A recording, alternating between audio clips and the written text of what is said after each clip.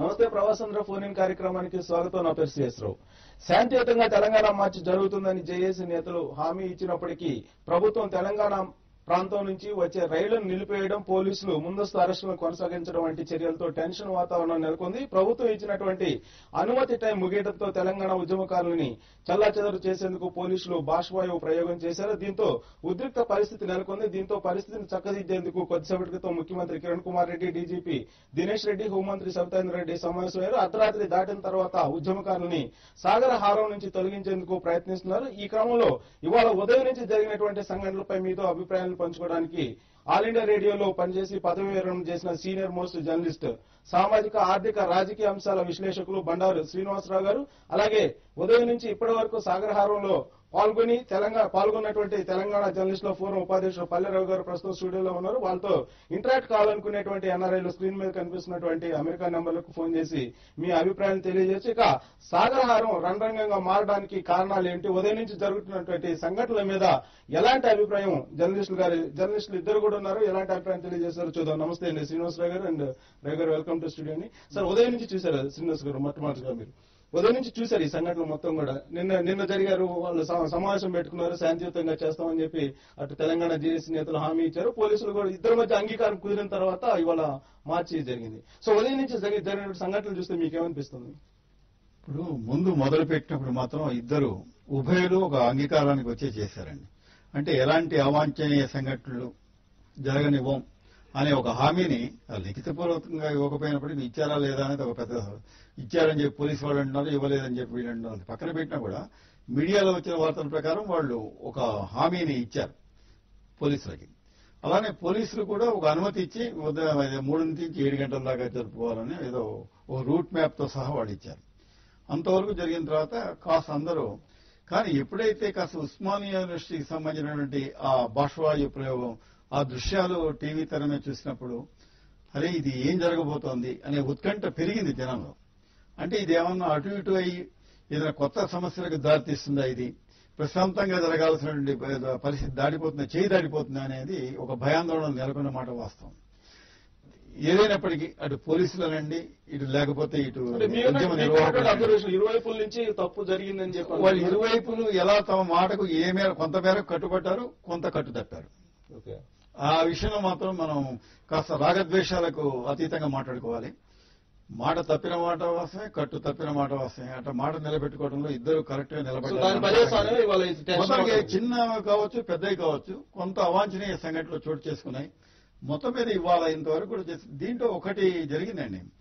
ప్రభుత్వం అంటే నిన్నగాక మొన్న మన ఈ నిమజ్జనాల వ్యవహారం అంతా కూడా ఒకటి, దాంట్లో పోలీసుల పాత్రని అందరూ శ్లాఘించారు. ఎందుకంటే ఒక సీరియస్ సిచ్యువేషన్ ని వాళ్ళు చాలా డీల్ చేయడంలో హైదరాబాద్ పోలీసులు మరోసారి తమ ప్రతిభను నిలబెట్టుకున్నారు. ఎందుకంటే ఒక లా అండ్ ఆర్డర్ ఎత్తకుండా ఎక్కడ చిన్న సమస్య రాకుండా చూశారు. కానీ ఎప్పుడైతే ఇది తెలంగాణ ఇష్యూ వచ్చిందో, మార్చి వచ్చిందో, వాళ్ళ పద్ధతులు, వాళ్ళ రోడ్ మ్యాప్లు, వాళ్ళు చేసుకునే తీసుకునే పదాలు, వాళ్ళు ఇచ్చే స్టేట్మెంట్లు అన్ని మారిపోయినాయి. ఎందుకంటే ప్రభుత్వం ఒక రాజకీయ కోణం నుంచి దీన్ని చూసింది. న్యాచురల్ గా పోలీసులు కూడా అక్కడే ప్రభుత్వం చెప్పిన దాని ప్రకారం పోవాల్సిన వాళ్ళు కాబట్టి వాళ్ళ వైఖరిలో కూడా కొంత మార్పు ఉంది. అంటే ఏంటంటే దీన్ని డీల్ చేసే విధానంలో, పద్ధతుల్లో మీరు ఇంకా చెప్పారు చూసారా, రైళ్లు క్యాన్సిల్ చేయటం, బస్సులు క్యాన్సిల్ చేయటం, లేకపోతే ఒక దశలో అంటే అది ఎంతవరకు నిజమో అబద్ధమో తెలియదు, చాలా చోట్ల నుంచి ఫోన్లు వచ్చినాయి కాబట్టి కరెక్టే అనుకుంటున్నాను. అనేక ప్రాంతాల్లో, నగరంలో కనీసం బయట ఎలా ఉందో తెలియదు, ఈ ఛానల్స్ ప్రసారాన్ని నిలిపేశారు. అది కూడా జరిగింది. మొత్తం నిలిచిపోయినాయి. దానికి కారణం ఎవరో తెలియదు. కానీ మొత్తం మాత్రం 2-3 గంటల పాటు ప్రజలకి సమాచారం అందకుండా చేయటంలో మరి అది ప్రభుత్వ పాత్ర ఉందో, పోలీసుల పాత్ర ఉందో, లేదా నేచురల్ గా జరిగింది అది చూసేవాడికి ఏమనిపించిందంటే ఇది సమాచార హక్కుని భంగం కలిగించిన రకంగా చెప్పాలంటే ఒక ఇష్యూ జరుగుతోందండి. ఏముంది దాన్ని నలుగురు మీరే అలౌ చేశారు. ఇప్పుడు 3 గంటల నుంచి మీరు పద్ధతిగా అలౌ చేశారు, 7 గంటల దాకా చూడొచ్చన్నారు. 7 గంటల తర్వాత దాన్ని చూపెట్టం అని చెప్పి ఒక అసెంబ్లీ తరహాలో డీల్ చేయాల్సిన అవసరం లేదు. మొత్తం మీద ఇరువైపులా కొంత కోల్పోవడంతో పరిస్థితి వచ్చింది. రావు గారు మీరు చెప్పండి, ఉదయం నుంచి కూడా మీరు మార్చిలో పాల్గొన్నారు, తెలంగాణ జర్నలిస్టుల ఫోరం తరఫున కూడా అక్కడ ప్రత్యక్షంగా ఉండి అక్కడ మొత్తం పర్యవేక్షించారు కూడా. సో ఇరువైపుల నుంచి సమయం తప్పింది అని చెప్పి మీరు అనుకుంటున్నారా? అది వాస్తవంగా ఈ రోజు వరకు చూస్తే మీకు అటువంటి అభిప్రాయం వస్తుంది. కానీ అనుమతి ఇచ్చే రోజు చెప్పింది ఏంటి, నెక్లెస్ రోడ్డు అని చెప్పారు. మొదట అడిగింది కూడా నెక్లెస్ రోడ్డు, ట్యాంక్ బండ్. సరే, ట్యాంక్ బండ్కు ఉన్నటువంటి ఇబ్బందుల దృష్ట్యా ఇబ్బందులు పెట్టుకొని నెక్లెస్ రోడ్డుకు అంగీకరించినాం. చాలా స్పష్టంగా నెక్లెస్ రోడ్డు అని చెప్పారు. కానీ ఇవాళ తీర టైంకి వచ్చేసి అనుమతి ఇవ్వడానికి వచ్చేసరికి ఏమైంది, కేవలం ఒక కార్నర్ కి పరిమితం చేయటం వల్ల ప్రజలు సమాచారం అందుతుంది. తెలంగాణ మార్చిని కొద్దిసేపటి క్రితం విరమించారు. రేపు ఆ తెలంగాణ మార్చి కార్యాచరణ అనేది రేపు ప్రకటించబోతున్నారు. ఏం కార్యాచరణ ఉంటుందని కొద్దిసేపటి క్రితం అయితే విరమించినట్టు మనకి సమాచారం ఉంటుంది. దాన్ని ఒకసారి చూద్దాం. బ్రేక్.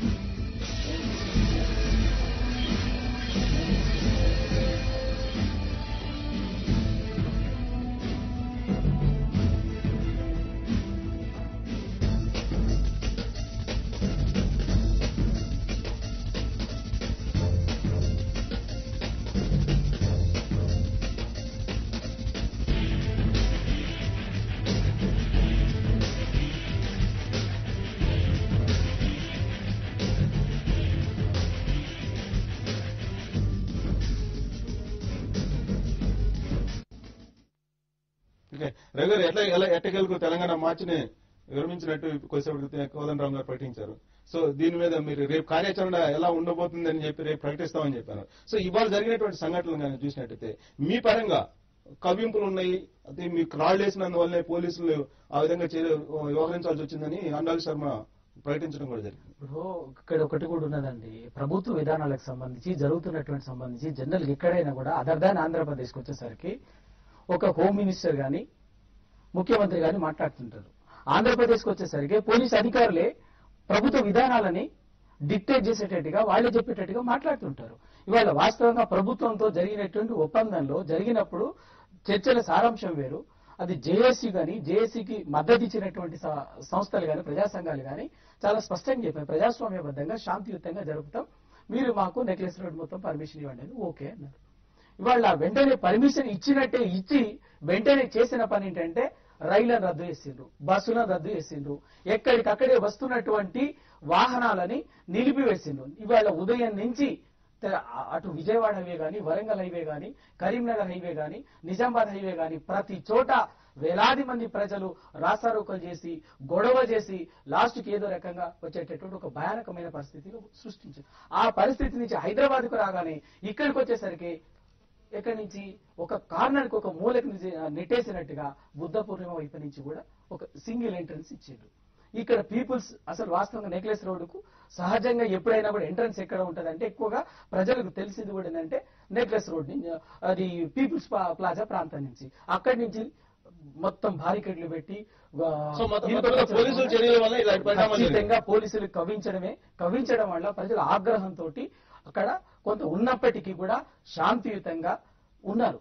కొందరు ప్రభుత్వమే సహజంగా మిలియన్ మార్చ్ రోజు ఏ విధంగా అయితే చేసిందో ఇవాళ కూడా కొందరు ఉద్దేశపూర్వకం కొందరిని పంపించి అటువంటి కొన్ని చిన్న సంఘటనలకు పాల్పడి స్వయంగా జేఏసీ కన్వీనరు స్వామి గౌడ్ గారు అక్కడికి వచ్చి చేతులెత్తి దండం పెట్టి చెప్పారు, ఇది శాంతియుతంగా జరుపుదాము, మీరు గొడవ చేయండి, ఇంతకు మీరెవరో గాని అని చెప్పినా కూడా ఆ సంఘటన జరిగింది. అంటే ఉద్దేశపూర్వకంగానే అక్కడ శాంతియుతంగా ప్రజాస్వామ్యబద్ధంగా జరుగుతున్నటువంటి దాన్ని ఉద్దేశపూర్వకంగానే విచ్ఛిన్నం చేసేందుకు జరుగుతున్నట్టు కుట్ర. ఎందుకు అంటే దానికి కూడా ఒక క్లారిటీ ఉన్నది. వాస్తవంగా తెలంగాణ అనేది ఒక రాజకీయంగా పరిష్కరించాల్సినటువంటి అంశం, రాజకీయ నిర్ణయం. ఇవన్నీ జరిగినప్పుడు కూడా మధ్యలో కొంతమంది మీద మీకు సపోర్ట్ చేసిన, మీకు సంఘీభావం తెలిసినటువంటి కొన్ని రాజకీయ పార్టీలు కూడా మధ్యలో ఉపక్రమించి వెళ్ళిపోయి మీరు ఏదైతే ప్రజా సంఘాలు జేఏసీలు ఉన్నాయో వాళ్ళ యొక్క స్పీచ్ కానీ లేదంటే వాళ్ళ యొక్క ప్రసంగాలు కానీ వీళ్ళు కొద్దిగా అవమానపరిచినట్టు లేదా బాధపించినట్టు అనిపించి వాళ్ళు మధ్యలో వెళ్ళిపోయారని అంటారు. దీని మీద మీరు కామెంట్ చేద్దరు కానీ కామెంట్ చేయబోయే ముందు వెల్కమ్ బ్యాక్. శ్రీనివాస్ గారు, మార్చిని వాళ్ళ ఎటకేలకు వాయిదా వేశారు. సో దీని మీద మీరు నెక్స్ట్ వాళ్ళు కార్యాచరణ ప్రణాళిక రేపటి నుంచి ప్రకటించబోతున్నాం అంటున్నారు. సో రేపు జీవో వైవిధ్య సదస్సు సందర్భంగా ఎటకేలకు ప్రభుత్వం ఒక రకంగా ఒడ్డున పడినట్టు అనుకుంటున్నారా? ఇప్పుడు ఒకటండి, ఎందుకు చేసినా సహేతుకమైన నిర్ణయం కింద మనం తీసుకోవాలి. ఎందుకంటే ఏ ఉద్యమం కూడా అదేదో నిరంతరాయంగా కొనసాగించాలన్న ఉద్యమాలు కానీ ఆందోళనలు కానీ ఇవన్నీ ఏంటంటే కొంత విరామాలతోటి మళ్ళీ బలం పుంజుకొని ముందుకు పోవాల్సినవి. అలా కాకుండా నాకు ఇంకాక నేను అదే ఆ స్టేట్మెంట్ ఇచ్చినప్పుడు నేను అది చాలా పొరపాటుని ఇస్తున్నారా అనిపించింది. అంటే మేము ఇక్కడే కూర్చుంటాం, కదలం, తెలంగాణ మీద ఒక స్పష్టమైన ప్రకటన వచ్చేంత వరకు, రోడ్ మ్యాప్ వచ్చేంత వరకు 3 కండిషన్లు పెట్టి ఒక ప్రకటన వచ్చినప్పుడు ఇది చాలా, ఎందుకంటే ఎక్కడ కూడా అంటే ఒక కొత్త మార్గంలో పోతున్నప్పుడు ముందుకు పోవటం ఎంత అవసరం, వెనక్కు వచ్చే దోవ కూడా చూసుకోవాలి. 2 అడుగులు ముందుకు పోగలిగినా 1 అడుగు వెనక్కు తీసుకునే అది రాజకీయ వ్యూహం. అలా కాకుండా మొండిగా ముందుకు పోతే అది దానివల్ల ఉపయోగం ఉండదు. ఇప్పుడు సాధ్యం కానివి పెట్టి పైగా జనం అంత కొన్ని వందల మంది వేల మందిని అట్లా నిలబెట్టి ఒక పక్క వాతావరణం అనుకూలంగా లేనప్పుడు, అనుకూలించకుండా పరిస్థితులు, రాజకీయ వాతావరణం కూడా అనుకూలంగా లేదని తెలిసినప్పుడు అంతమంది జనాన్ని ఇబ్బందుల పాలు చేసే నిర్ణయాన్ని ప్రకటించారు చూసారా, మేము ఇక్కడే కూర్చుంటామని. తెలంగాణ రోడ్ మ్యాప్ ప్రకటించారు. అసాధ్యమైనటువంటి కోరికలు కోరి మొత్తం జనాన్ని కూర్చోబెట్టాం. నిజంగా చెబుతున్నాను, ఇవాళ తీసుకుని కాస్త ఆలస్యంగా తీసుకున్నా కూడా ఈ నిర్ణయం మంచిది. ఎందుకంటే అనేక వేల మంది, లక్షల మంది, అది మనం కాదంటలేదు, చాలా మంది వచ్చారు. చాలా పెద్ద సంఖ్యలో అపూర్వమైన విజయం కింద భావించాలి ఈ తెలంగాణ మార్చి. అంతమంది వచ్చినప్పుడు బాధ్యత ఏంటంటే నిర్వాహకులకి, అటు పక్క చూసే లా అండ్ ఆర్డర్ చూసేవాడికి, ఆ మధ్య వచ్చిన జనాన్ని ఏమాత్రం ఇబ్బందులు పెట్టకుండా ఉండే విధంగా ఉండాలి వీళ్ళ వ్యూహాలన్నీ కూడా. వాళ్ళని ఇబ్బందుల పాలు చేశారనుకోండి, వాళ్ళు ఇలా కూర్చోబెట్టి ఏదో ఈజిప్ట్ లో జరిగిందని, ఇంకో చోట జరిగిందని చెప్పి దాని ఇమిటేషన్ గా మనం పోవటం కష్టం. ఎందుకంటే అక్కడ జరిగింది. అలా 2-3 రోజుల పాటు అలా వచ్చి రోడ్ల మీదకి జనం వచ్చిన తర్వాత ఒక దేశాధినేత రాజీనామా చేసి పోవాల్సిన పరిస్థితులు మనం చూసాం. నిజంగా అలా చేయగలిగితే అది దానికి మెంటల్ గా, ఫిజికల్ గా ప్రిపేర్డ్ గా వచ్చి ఉంటే పర్వాలా. కానీ మామూలుగా ఏమనుకున్నారు, 3 నుంచి 7 దాకా జరిగేది, మహా అయితే 3 గంటలు ఎక్స్టెండ్ అవుతుంది, 10-10:30 మళ్ళీ ఇళ్లకి వెళ్ళిపోదామన్న జాస్లో వచ్చిన వాళ్ళు. వాళ్ళని మీరు బలవంతంగా ఒక స్టేట్మెంట్ ఇచ్చేసి కూర్చోబెడదామని చెప్పి ప్రయత్నం చేస్తే అది చూడండి, ఇప్పుడు వాన ముసురు పట్టుకుంది అక్కడ. తర్వాత దోమలు కొడుతున్నాయి. సాగర్ పక్కన ఎలా ఉంటుందో మనం ఊహించవచ్చు. కాబట్టి ఈ పరిస్థితుల్లో ఈ నిర్ణయం మాత్రం చాలా సహేతుకం. కొద్దిగా ఆలస్యంగా చేశారు కానీ సహేతుకమైన నిర్ణయం తీసుకున్నారని చెప్పి నేను అనుకుంటున్నాను. ఓకే అండి. చాంద్ సౌదీ నుంచి లైన్ లో ఉన్నారండి. చాంద్ గారు మాట్లాడండి. నమస్కారం సార్. నమస్తే, మాట్లాడండి. ఇప్పుడు మొట్టమొదటి విషయం ఏంటంటే, జైపాల్ రెడ్డి గారు అక్కడ ఢిల్లీలో కూర్చొని ఏదో ఒకటి మాట్లాడుతున్నారు. ముందు అతని ఇల్లును చుట్టుముట్టిన తర్వాతనే ఇదంతా తెలంగాణ కార్యక్రమం చేయాలి.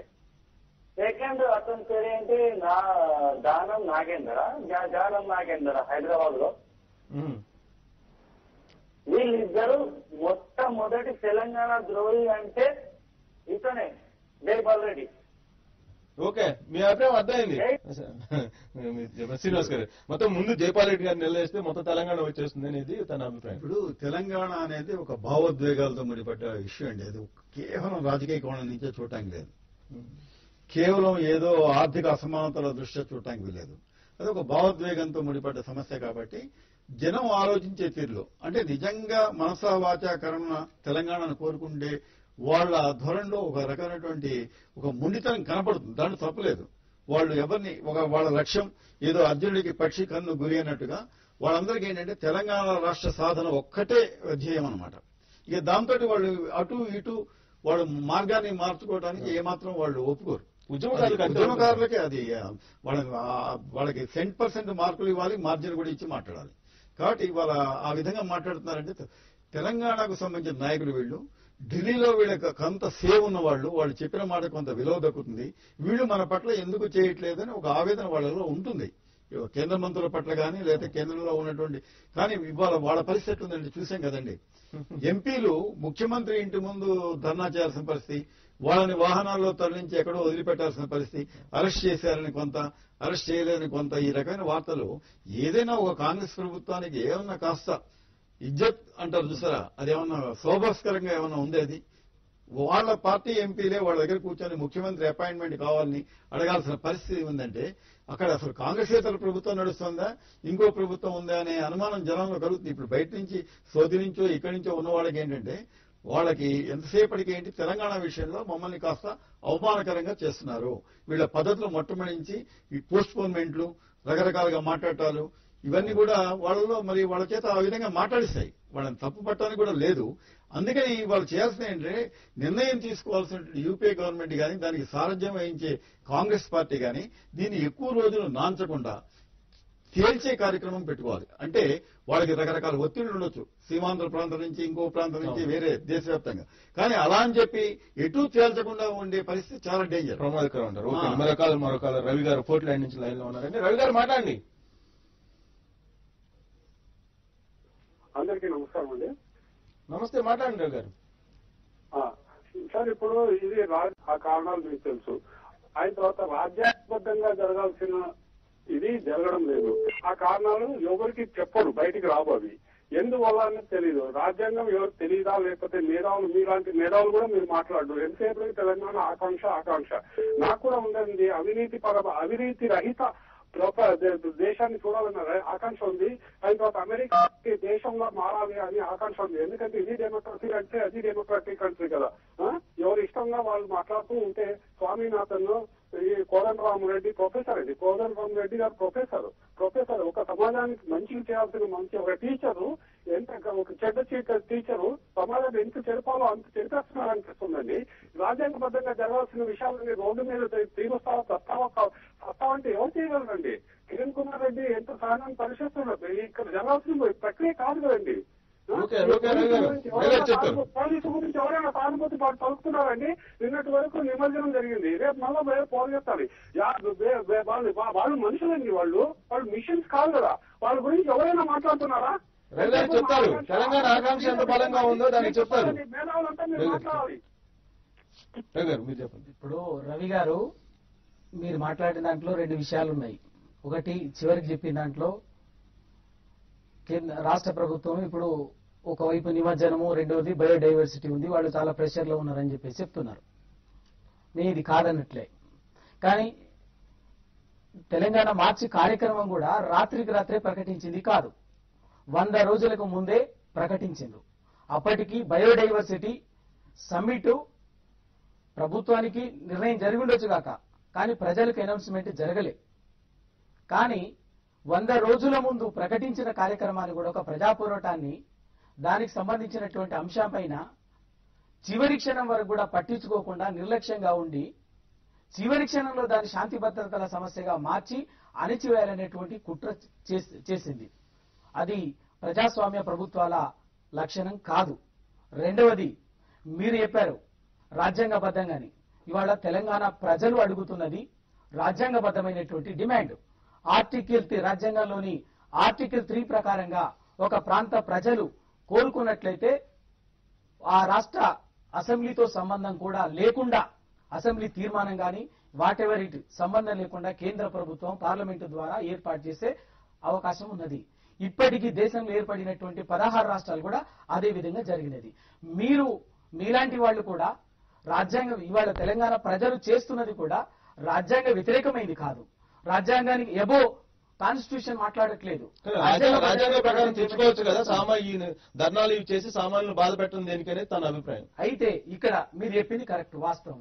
ఒక ప్రజలు తమ ప్రజాస్వామిక ఆకాంక్షను తెలియటానికి ఒక నిరసన అనేది, ఆందోళన అనేది ప్రజాస్వామ్యబద్ధంగా రాజ్యాంగం అనుమతించినటువంటి హక్కు. అది కూడా మీలాంటి వాళ్ళు తెలియకుండా ఏదో మాట్లాడితే ఎట్లా? సరే, ఇది కాదు. ముందు మీ ఉద్దేశం ఏమైనా అయి ఉండొచ్చు కాక, ఇవాళ తెలంగాణ ప్రజల పోరాటం అనేది ఒక ప్రజాస్వామిక ఆకాంక్ష. దానికి 60 సంవత్సరాలుగా అనేక రూపాల్లో జరిగింది. 69లో 369 మందిని కాల్చేసిండ్రు, అయినా కాలే.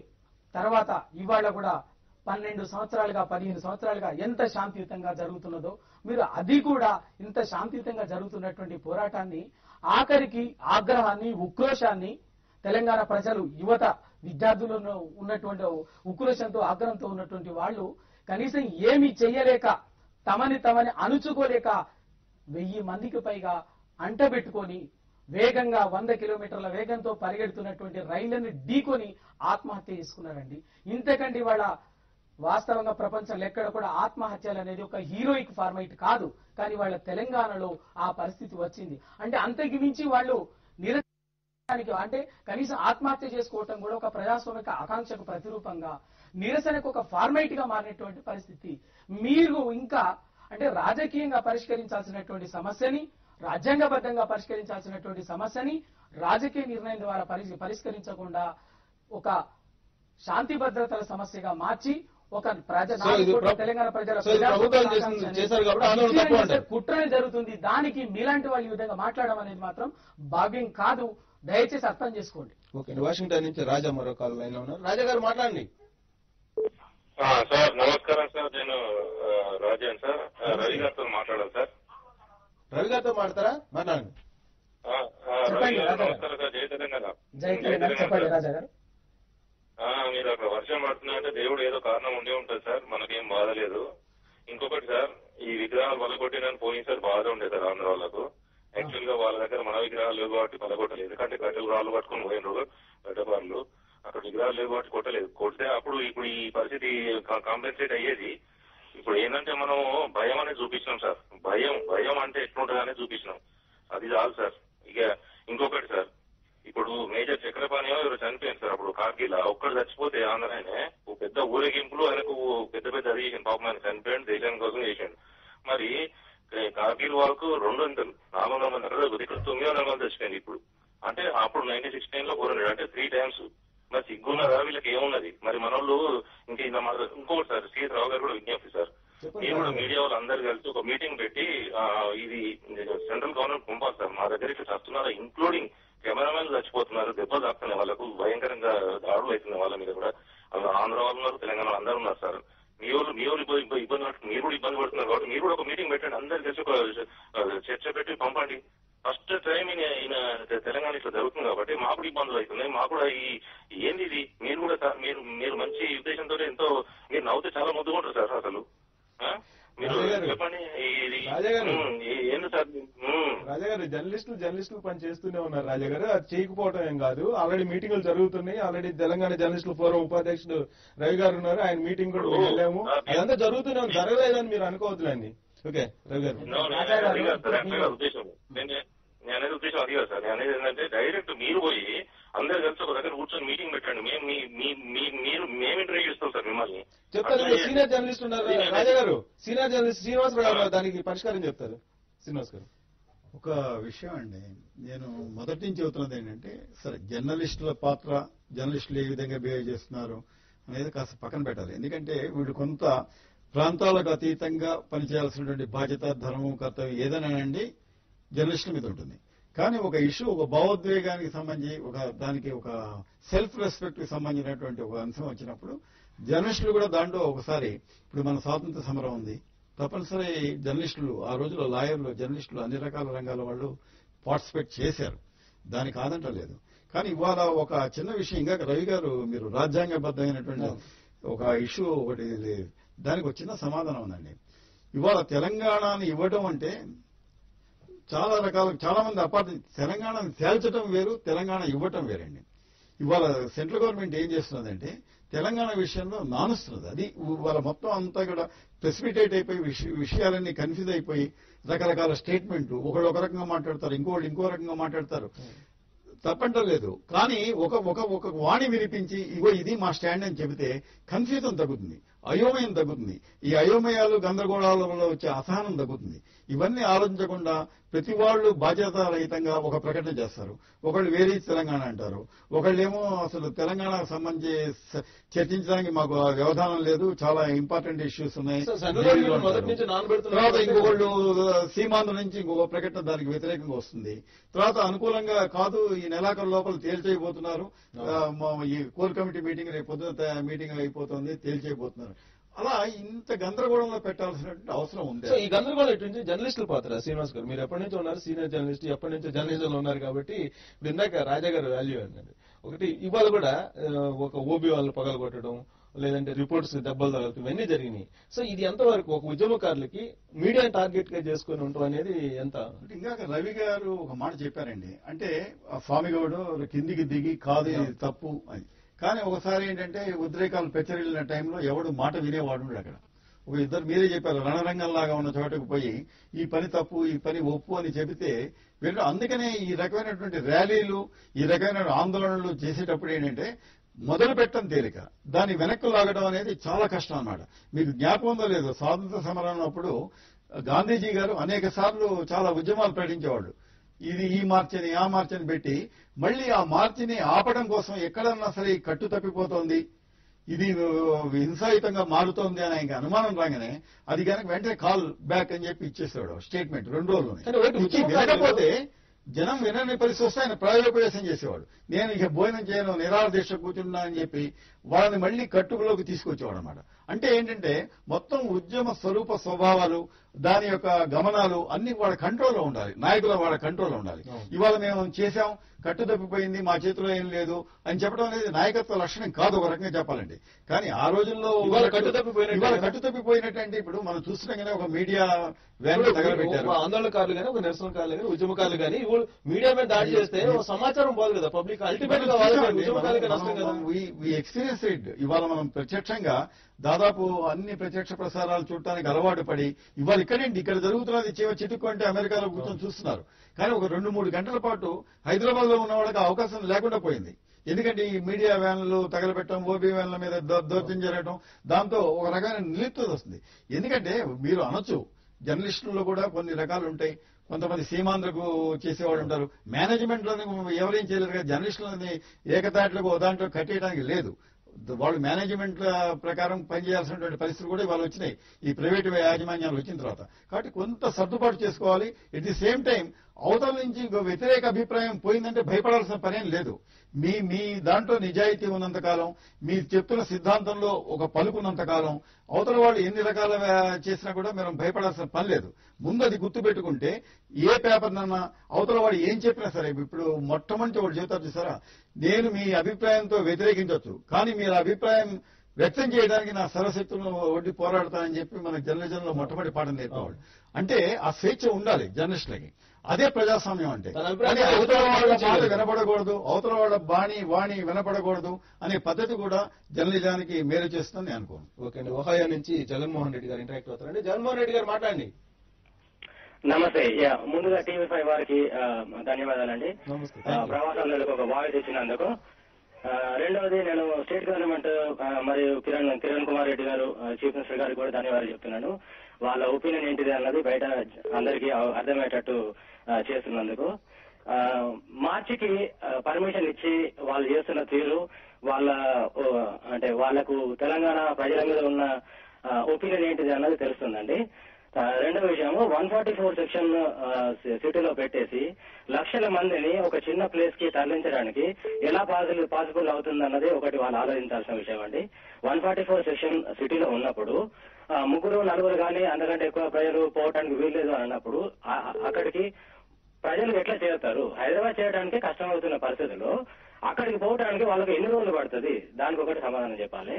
రెండో విషయము, ఎంపీస్ వాళ్ళ ఒక స్టేటస్ లో ఉన్న మెంబర్ ఆఫ్ పార్లమెంటు ప్రజలను రిప్రజెంట్ చేస్తున్నప్పుడు వాళ్ళకి అపాయింట్మెంట్ ఇచ్చడానికి వాళ్ళను ధర్నాలు చేసి అరెస్టులు చేసి 2 సార్లు అరెస్ట్ చేసి ఇంత కష్టపెడుతున్నప్పుడు గవర్నమెంట్ ఒపీనియన్ ఏంటన్నది అక్కడ వన్ సైడ్ అన్నది మొత్తం తెలిసిపోతుందండి.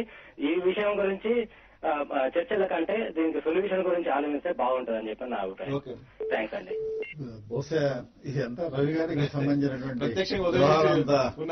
ఇప్పుడు జగన్మోహన్ రెడ్డి గారు మీరు చెప్పినట్టుగా నిజంగా కూడా ప్రభుత్వము అనుమతి ఇచ్చి స్వేచ్ఛగా సమావేశాన్ని జరుపుకొని ఇచ్చుంటే ఇవాళ ఇవన్నీ ఇంత చర్చ కూడా అవకాశం ఉండేది కాదు.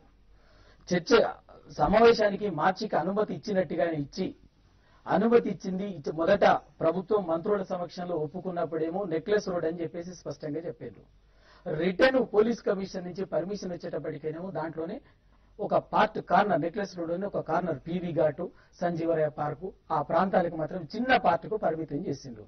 మేము ముందే చెప్పినాం లక్షల మంది వస్తారు అన్నది already government police officers noticed thing. దానికి మీరు చెప్పినట్టుగా హైదరాబాద్ లో 144 సెక్షన్ పెట్టి రైలు బంద్ చేసి రాత్రికి రాత్రి బస్సులు ఆపి ఎక్కడికక్కడ వస్తున్నటువంటి వాళ్ళని కూడా బారికేడ్లు పెట్టి పికెట్లు పెట్టి విపరీతంగా ఇబ్బంది పెట్టడం వల్ల సహజంగా తెలంగాణ ఉద్యమంలో భావోద్వేగాలతో కూడుకున్నటువంటి ఉద్యమం. అయితే దీంట్లో వచ్చేటటువంటి వాళ్ళు అన్ని రకాల వయసుకు సంబంధించినటువంటి వాళ్ళు ఉన్నారు. యువకులు అసలు మీకు వాస్తవంగా ఎంత కసి, ఎంత ఉక్రోషం, ఎంత ఆవేదన ఉంటే తప్ప ఒంటి మీద కిరోసిన్ పోసుకొని అంటించుకుంటారండి. అటువంటి వాళ్ళు దానికి కూడా సిద్ధపడ్డటువంటి వాళ్ళు కూడా దీంట్లో వస్తారు. వచ్చినప్పుడు వాడిని స్వేచ్ఛాయుతంగా రానిచ్చుంటేనేమో ఈ సమస్య తలెత్తేది కాదు. కానీ అక్కడికి వచ్చిందో రాలేదో రాగానే వెంటనే పోలీసులు కవ్వించడం మొదలుపెట్టి ఇష్టం వచ్చినట్టుగా బాష్పవాయు గోళాలు ప్రయోగించి ఆఖరి స్టేజ్ మీద పడ్డాయండి. నాకు తాకినాయి, స్టేజ్ మీద పడ్డది. స్టేజ్ చుట్టూ కనీసం ఆ మాత్రం విచక్షణ లేదంటే ప్రభుత్వానికి ఎక్కడ కూడా బాష్పవాయు గోళాలు ప్రయోగించాలో కూడా తెలియదా? స్టేజ్ మీద పడ్డాయి. ఇప్పటి వరకు కూడా దాదాపు కనీసం 70-80 బాష్పవాయు గోళాలు స్టేజ్ మీద. ఆ సమయంలో సహజంగా ఒక ఎమోషనల్ గా ఉన్నటువంటి యూత్ ఎవరైనా కావచ్చు, ఏ ప్రాంతమైనా కావచ్చు, యూత్ రియాక్షన్ ఎట్లా ఉంటుందండి? వాస్తవంగా నిజంగా కూడా ఇవాళ నిజంగా తెలంగాణ యూత్ స్టూడెంట్ రియాక్షన్ కనుక రియల్ రియాక్షన్ కనుక మేము ఒక తెలంగాణ జేఏసీ గాని చాలా సంఘాలం గాని మేము కనుక బాధ్యత తీసుకొని వాళ్ళని కనుక శాంతపరచకపోయి ఉంటే ఇవాళ హైదరాబాద్ లో ఇవాళ చెబుతున్నారు కదా ఎంత జరగదు అంతకంటే 100 రెట్లు జరిగింది. ఈ పోలీస్ ఫోర్స్ గాని ఈ ఆర్మీ గాని ఏది కూడా చేయగలిగేది పోలీసులు మొదలు పెట్టారు. మొదలు పెట్టారు. వాళ్ళు చెప్పేది వినాయక నిమజ్జనం సందర్భంగా అది పూర్తి కాలేదు కాబట్టి ఓయూజేఏసీకి ఓయూ నుంచి వచ్చేటువంటి ర్యాలీకి అనుమతి ఇవ్వలేదు అని చెప్తున్నారు. సో అనుమతి అయితే మొదట ఇవ్వలేదు కదా, మీరు అంగీకార పత్రం రాసుకున్నారు కదా అటు పోలీసులు అలాగే మీరు ప్రభుత్వం నుంచి. దేనికి అనుమతి? ఓయి నుంచి ర్యాలీకి అయితే వాళ్ళు అనుమతించారు. 144 సెక్షన్. ఇప్పుడు ఇందాక జగన్మోహన్ రెడ్డి గారు చాలా ఒక వ్యాలిడ్ పాయింట్ రేజ్ చేశారు. నిజంగా హైదరాబాద్ లో ప్రతి all and Nuke and corners లో 144 సెక్షన్ ఇంపోజ్ చేసిండ్రు. 144 సెక్షన్ ఇంపోజ్ చేసి ఒకవైపు మీరు హైదరాబాద్ సెంటర్ లో మీరు మార్చికి పర్మిషన్ ఇస్తే ఎక్కడి నుంచి వస్తారండి? ఎట్లా వస్తారండి? ఎట్లా సాధ్యమైతుంది? ర్యాలీగా రాకుండా జనం గుంపులుగా రాకుండా ఒక మీటింగ్ అనేది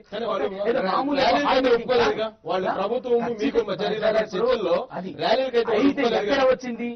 ముందు ఆ రోజు బస్సులు రద్దు చేసింది, రైళ్లను రద్దు చేసింది. అక్కడి నుంచి మొదలైంది. అక్కడి నుంచి చూడండి, స్థలం ముందు చెప్పింది ఒకటి మార్చారు, కార్నర్ చేసిండ్రు. వాస్తవంగా నెక్లెస్ రోడ్డు ఒక 1/4 కూడా ఇవ్వలేదు.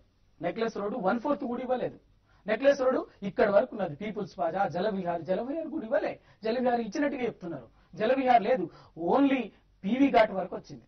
అంటే 1/4 కూడా లెస్ దాన్ 1/4 ప్లేస్ ఇచ్చిండ్రు. లెస్ దాన్ 1/4 ప్లేస్ లో పంపించారు. కేవలం తెలంగాణ పర్మిషన్ ఇచ్చినట్టే ఇచ్చి తెలంగాణ ఉద్యమకారులని పద్మవ్యూహంలోకి నెట్టిండ్రు. ఆ పద్మవ్యూహం నుంచి బయటికి రాకుండా బంధించాలని చూసిండ్రు. అయినప్పటికీ కూడా మేము తెలంగాణ జేఏసీ గాని, తెలంగాణ ఉద్యమకారులు గాని, తెలంగాణ ప్రజా సంఘాలు గాని సమయం పాటించినవి. ఎందుకంటే ఇంతకాలంగా శాంతియుతంగా ప్రజాస్వామ్యబద్ధంగా జరుగుతున్నటువంటి ఉద్యమాన్ని ఏ దశలోనైనా కూడా ప్రభుత్వం శాంతి భద్రతల సమస్యగా మార్చి దాన్ని విచ్ఛిన్నం చేసే కుట్ర చేస్తున్నది. ఎందుకంటే దాన్ని ఇందాక శ్రీనివాసరావు గారు చెప్పినట్టుగా తెలంగాణ ఇచ్చే విషయం పక్కకు పెట్టండి, కనీసం తెలంగాణ విషయంలో తేల్చే విషయాన్ని కూడా కాంగ్రెస్ సిద్ధంగా లేదు. 69లో అదే పనిచేసింది. ఇవాళ అదే దుర్మార్గమైనటువంటి పాత్ర, ఒక ద్రోహపూరితమైన పాత్ర పోషిస్తుంది. న్యాచురల్ గా ప్రజల్లో భావోద్వేగాలు పెళ్ళుబుకుతాయి. అయినా కూడా వాటన్నిటిని చేసినాం. సౌదీ నుంచి అబ్దుల్ చాలాసేపు నుంచి లైన్ లో ఉన్నారు. అబ్దుల్ గారు మాట్లాడి.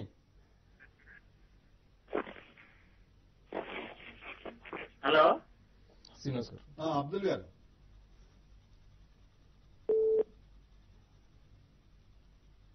అబ్దుల్ గారు మాట్లాడండి. ఓకే, కాల్ కట్ అయినట్టుంది.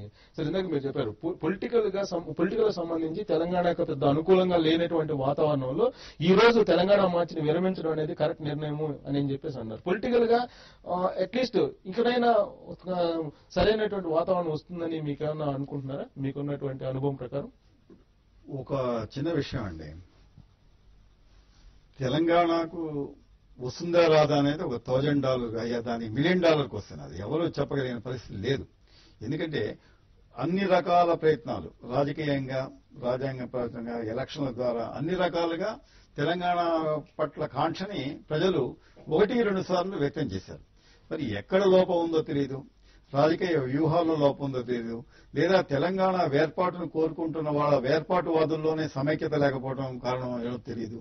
చూడండి, మీరు ఎక్కడైనా చూడండి, ఏదైనా ఒక ఇష్యూ మీరు బాగా లోతుగా అనలైజ్ చేస్తారు అన్ని issues లో. ఎక్కడ సమైక్య లోపం? రాష్ట్రాన్ని కోరుకునే వాళ్ళందరూ ఒకే మాట మీద, ఒకే బాట మీద, ఒకే తాటి మీద నడుస్తున్నారు. ఓకే. ఒక చిన్న ఇష్యూ రానివ్వండి, అక్కడ పార్టీలను కూడా పక్కన పెట్టి ఒకే మాట మాట్లాడతారు. అవును, అందరూ ఇక్కడ resign కూడా దురదృష్టం చేశారు ఏంటో తెలియదు, పార్టీలకి. ఇక్కడ దురదృష్టం ఏంటో తెలియదు కానీ తెలంగాణకు సంబంధించినంత వరకు తలా ఒక మాట మాట్లాడతారు. దీంట్లోంచి ఒక రాజకీయ లబ్ధి కోరే ప్రయత్నంలో భాగంగా చేస్తున్నారా, లేదా వ్యూహాల్లో భాగంగా చేస్తున్నారా, లేదా వీళ్ళకి మామూలుగా తెలంగాణ అదేంటి ఆ ఉద్యమం పట్ల ప్రేమ ఉంది కానీ తెలంగాణ లక్ష్యం పట్ల గురి లేకపోవడం ఏంటో అర్థం కావట్లేదు. కానండి మొత్తం మీద మీరు ఇవాళ చూశారు, ఇంకాక రకరకాల వాళ్ళు స్టేజ్ మీదకి పిలిస్తే పిలవకపోతే, మాట్లాడిస్తే మాట్లాడకపోతే కూడా రకమైన అవమానాలుగా ఫీల్ అయిపోయి వెళ్ళిన వాళ్ళని మనం చూసాం. ఇది మీరు తెలంగాణ పట్ల ఒక లక్ష్యశుద్ధి ఉంటే, ఓ చిత్తశుద్ధి ఉంటే మీరు ఇవన్నీ పట్టించుకోరు, లక్ష్యం దిశగా నడిచిపోతారు.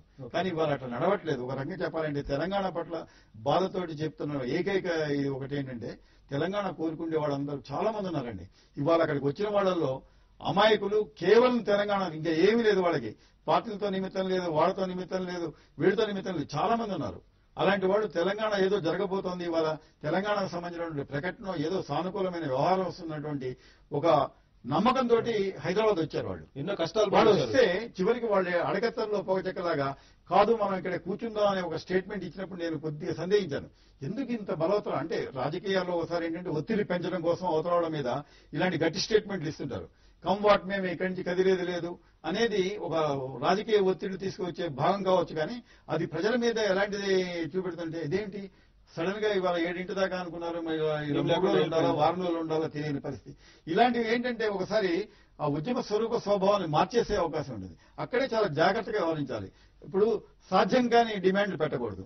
ఏదో ఒకటి తెలంగాణ మంత్రుల్లో ఎవరో ఒకటి స్టేట్మెంట్ ఇస్తాలి, గట్టిగా వచ్చి వాళ్ళు ఇక్కడ హామీ ఇవ్వాలని చెప్పి పెట్టినట్లయితే ఎవరో ఒకడు జనారెడ్డి గారు ఎవరో ఒకటి వచ్చి స్టేజ్ మీద ఒక మాట చెప్పేవాళ్ళు, మర్యాదగా బయటకు వచ్చేవాళ్ళు. ఇవాళ పరిస్థితి ఎట్లా ఉంటుంది అంటే తెలంగాణను వ్యతిరేకించే వాళ్ళు రేపొద్దు నుంచి చేసే ప్రచారం ఏ విధంగా ఉంటుంది? ఖచ్చితంగా వీళ్ళు చేతగాని కార్యక్రమానికి పూనుకున్నారు, మళ్ళీ 3 రోజుల పాటు ఏదో కార్యక్రమం ప్రకటించారు, ఇది ఇలా కొనసాగిస్తూనే ఉంటారు తప్పితే తెలంగాణ లక్ష్యం రోజు రోజుకు దూరంగా జరిగిపోతూనే ఉంటుంది అని చెప్పి చెప్పుకోవడానికి అవకాశం ఇచ్చినట్టు అవుతుంది. కానీ ఎన్ని ఉన్నా సరే అండి, ప్రతిరోజు ఇదేదో గెలిపోవటంకి ఇది వాళ్ళ ఇంత పర్సెంటేజ్ వచ్చింది, ఇన్ని మార్కులు వచ్చిందని వేసుకోకూడదు. ఉద్యమాల్లో ఒక ఉద్యమం చేశారు, సంతోషం, బ్రహ్మాండంగా ప్రజల ఆకాంక్షని మీరు ఎగ్జిబిట్ చేశారు, ఎస్టాబ్లిష్ చేశారు, అంతవరకు సంతోషించి వాళ్ళ గనక వాళ్ళని వెనక్కి పంపించినట్టయితే ఇలాంటి వివిధ ప్రకటనలు ఖచ్చితమైన కండిషన్లు పెట్టకుండా చేసినట్టయితే ఇవాళ జరిగినట్టు చాలా అద్భుతంగా ఒక మంచి మార్క్ లాగా నిలబడిపోయేది. చికాగో నుంచి రాజారావు గారు మీతో ఇంటరాక్ట్ అవుతారండి. రాజారావు గారు మాట్లాడండి. నమస్కారం అండి. నమస్కారం. ముగ్గురికి ముందుగా మన TV5 కి అభినందనలు. మంచి కార్యక్రమాలు మీరు చేస్తున్నారు. మార్నింగ్ కూడా అది న్యూస్ స్కాన్ అనేది రెగ్యులర్ గా చూస్తారు, చాలా బాగుంటుంది వెంకటకృష్ణ గారు చేసేది మీరు కూడా. సో ఇప్పుడు విషయానికి వస్తే ఈ రోజు జరిగిన కొన్ని హింసాత్మక సంఘటనలు బాధాకరమేనండి నిజంగా. ఎందుకంటే మన మంత్రులంతా వెళ్లి ముందు గవర్నమెంట్ పర్మిషన్ ఇవ్వనుంది, దాన్ని ఏదో ఇది చేసి వాళ్ళని కన్విన్స్ చేసి మాట ఇచ్చి శాంతియుతంగా చేస్తామని చెప్పేసి పర్మిషన్ తీసుకున్నారు. అయితే కొన్ని సంఘటనలు నిజంగా దురదృష్టకరం.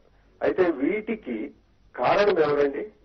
ఇట్ ఈస్ గవర్నమెంట్ ప్రవోక్ చేసిందండి. ఎందుకండి బస్సులు ఆపడము, ట్రైన్స్ ఆపడం, దాంట్లో వాళ్ళని దింపడము, ఇవన్నీ రద్దు చేయడం ఎందుకండి? ఒక పక్కన పర్మిషన్ ఇచ్చి మీరు వాళ్ళని చేసుకొని ఇవ్వాల్సింది. అప్పుడు శాంతియుతంగా ఉండకపోతే వాళ్ళని బ్లేమ్ చేయొచ్చు. అయితే ఇప్పుడు దీనికి మన లగడపాటి రాజగోపాల్ గారు అంటారు, పీడీ యాక్ట్ కింద మాట తప్పారు కాబట్టి వాళ్ళందరినీ అరెస్ట్ చేయాలా, కేసులు పెట్టాలి అంటారు. నేను ఒకటే రాజగోపాల్ గారిని మీ తరఫున అడుగుతున్నాను, శ్రీనివాస్ గారు. మరి కేంద్ర మంత్రి, హోంమంత్రి December 9న ప్రకటన చేశారు, తెలంగాణ ఇస్తున్నాము, ప్రక్రియ మొదలవుతుందని. మరి ఆయన మాట తప్పారు కదండి, మరి ఆయన మీద ఏ కేసు పెట్టాలండి? మరి చెప్పండి. ఓకే, చెప్తారు రాజారావు గారు. ఇంకొకటి, ఎన్ని రోజులండి సెంట్రల్ గవర్నమెంట్ ఇలా నానుస్తుంది, స్టేట్ ని సర్వనాశనం చేస్తుంది? ఏదో ఒక డిసిషన్ చెప్పాలి కదండి. అఖిల పక్షాన్ని పిలవండి, పిలిచి ఒక్కొక్క రిప్రజెంటేటివ్ ని పిలిపించి హైదరాబాద్ లో నిర్వహించి మీరు డిసైడ్ చేయండి. అది లేదా పండగ అని చెప్పి ఇదని చెప్పి అదని చెప్పి సోనియా గాంధీ అక్కడికి వెళ్ళారని చెప్పేసి ఎన్ని రోజులు ఇలా చేస్తారు? ఎంతమందిని చంపుతారండి? Already 800 people are dead. Rajarao, నేను బండారు శ్రీనివాసరావు మాట్లాడుతున్నానండి. మీరు చాలా మృదువుగా సంయమనంతో ఎలాంటి భావోద్రేకాలకు గురి కాకుండా చాలా చక్కగా చెప్పారు. మీరు చెప్పిన పాయింట్లలో దాదాపు చాలా వరకు నేను అంతకుముందు చెప్పాను. మరి మీరు అంతకుముందు కార్యక్రమం గమనించారో లేదో తెలియదు. ఇవన్నీ చెప్పాను. కేంద్ర ప్రభుత్వం దీన్ని నానబెడుతోంది, పేరబెడుతోంది, దీనివల్లనే ఇన్ని రకాల ఇబ్బందులు వస్తున్నాయి, అటో ఇటో తేల్చకుండా చేయడం వల్లనే ఇలాంటి ఇబ్బందులన్నీ వస్తున్నాయని చెప్పిన మాట మీరు బహుశా గమనించి ఉండరు. ఈ పాయింట్ కూడా చెప్పాను. అట్నే సీమాంధ్ర ప్రాంతానికి చెందిన వాడు రెచ్చగొట్టే ప్రకటన వల్ల కూడా ప్రజల మనసులు కలుషితమవుతున్న మాట కూడా చెప్పామండి. మరి అంటే మీరు చెప్పిన అన్ని పాయింట్లు మేము చెప్పుండకపోవచ్చు, కానీ మేము చెప్పిన పాయింట్లు కొన్ని మీ దాంట్లో కూడా వచ్చినందుకు మేము సంతోషిస్తాం. అంటే ఇవాళ ఉదయం నుంచి కూడా జరిగింది. రాజారావు గారు చూసినట్టున్నారు ఆల్మోస్ట్. అంటే ట్రైన్స్ రద్దు చేయటం ఇవన్నీ ఎందుకు, శాంతియుతంగా ర్యాలీ చేస్తున్నారు చెప్పారు కదా. ఒక పక్కన అనుమతి ఇచ్చామని చెప్పిన తర్వాత, అనుమతి ఇచ్చిన తర్వాత రిస్ట్రిక్షన్స్ ఉండకూడదు. ఒకసారి ఇందాక శ్రీనివాసరావు గారు చెప్పారు రవి ఏంటంటే, ఇప్పుడు ఇవాళ జరిగినట్లు తెలంగాణ మంచి మీరు విరమించారు, ఏదైతే అనుకున్నారో అది లేకుండా విరమించారు, ఇది సమైక్యవాదులకు అనుకూలంగా మారేటువంటి అవకాశం ఉంది అని అంటారు. దాన్ని ఎలా ఫేస్ అయిపోతున్నారు? కాదండి, ఇవాళ తెలంగాణ ఉద్యమము ప్రజలు అన్ని రకాల పోరాటాలకు సిద్ధంగా ఉన్నారు.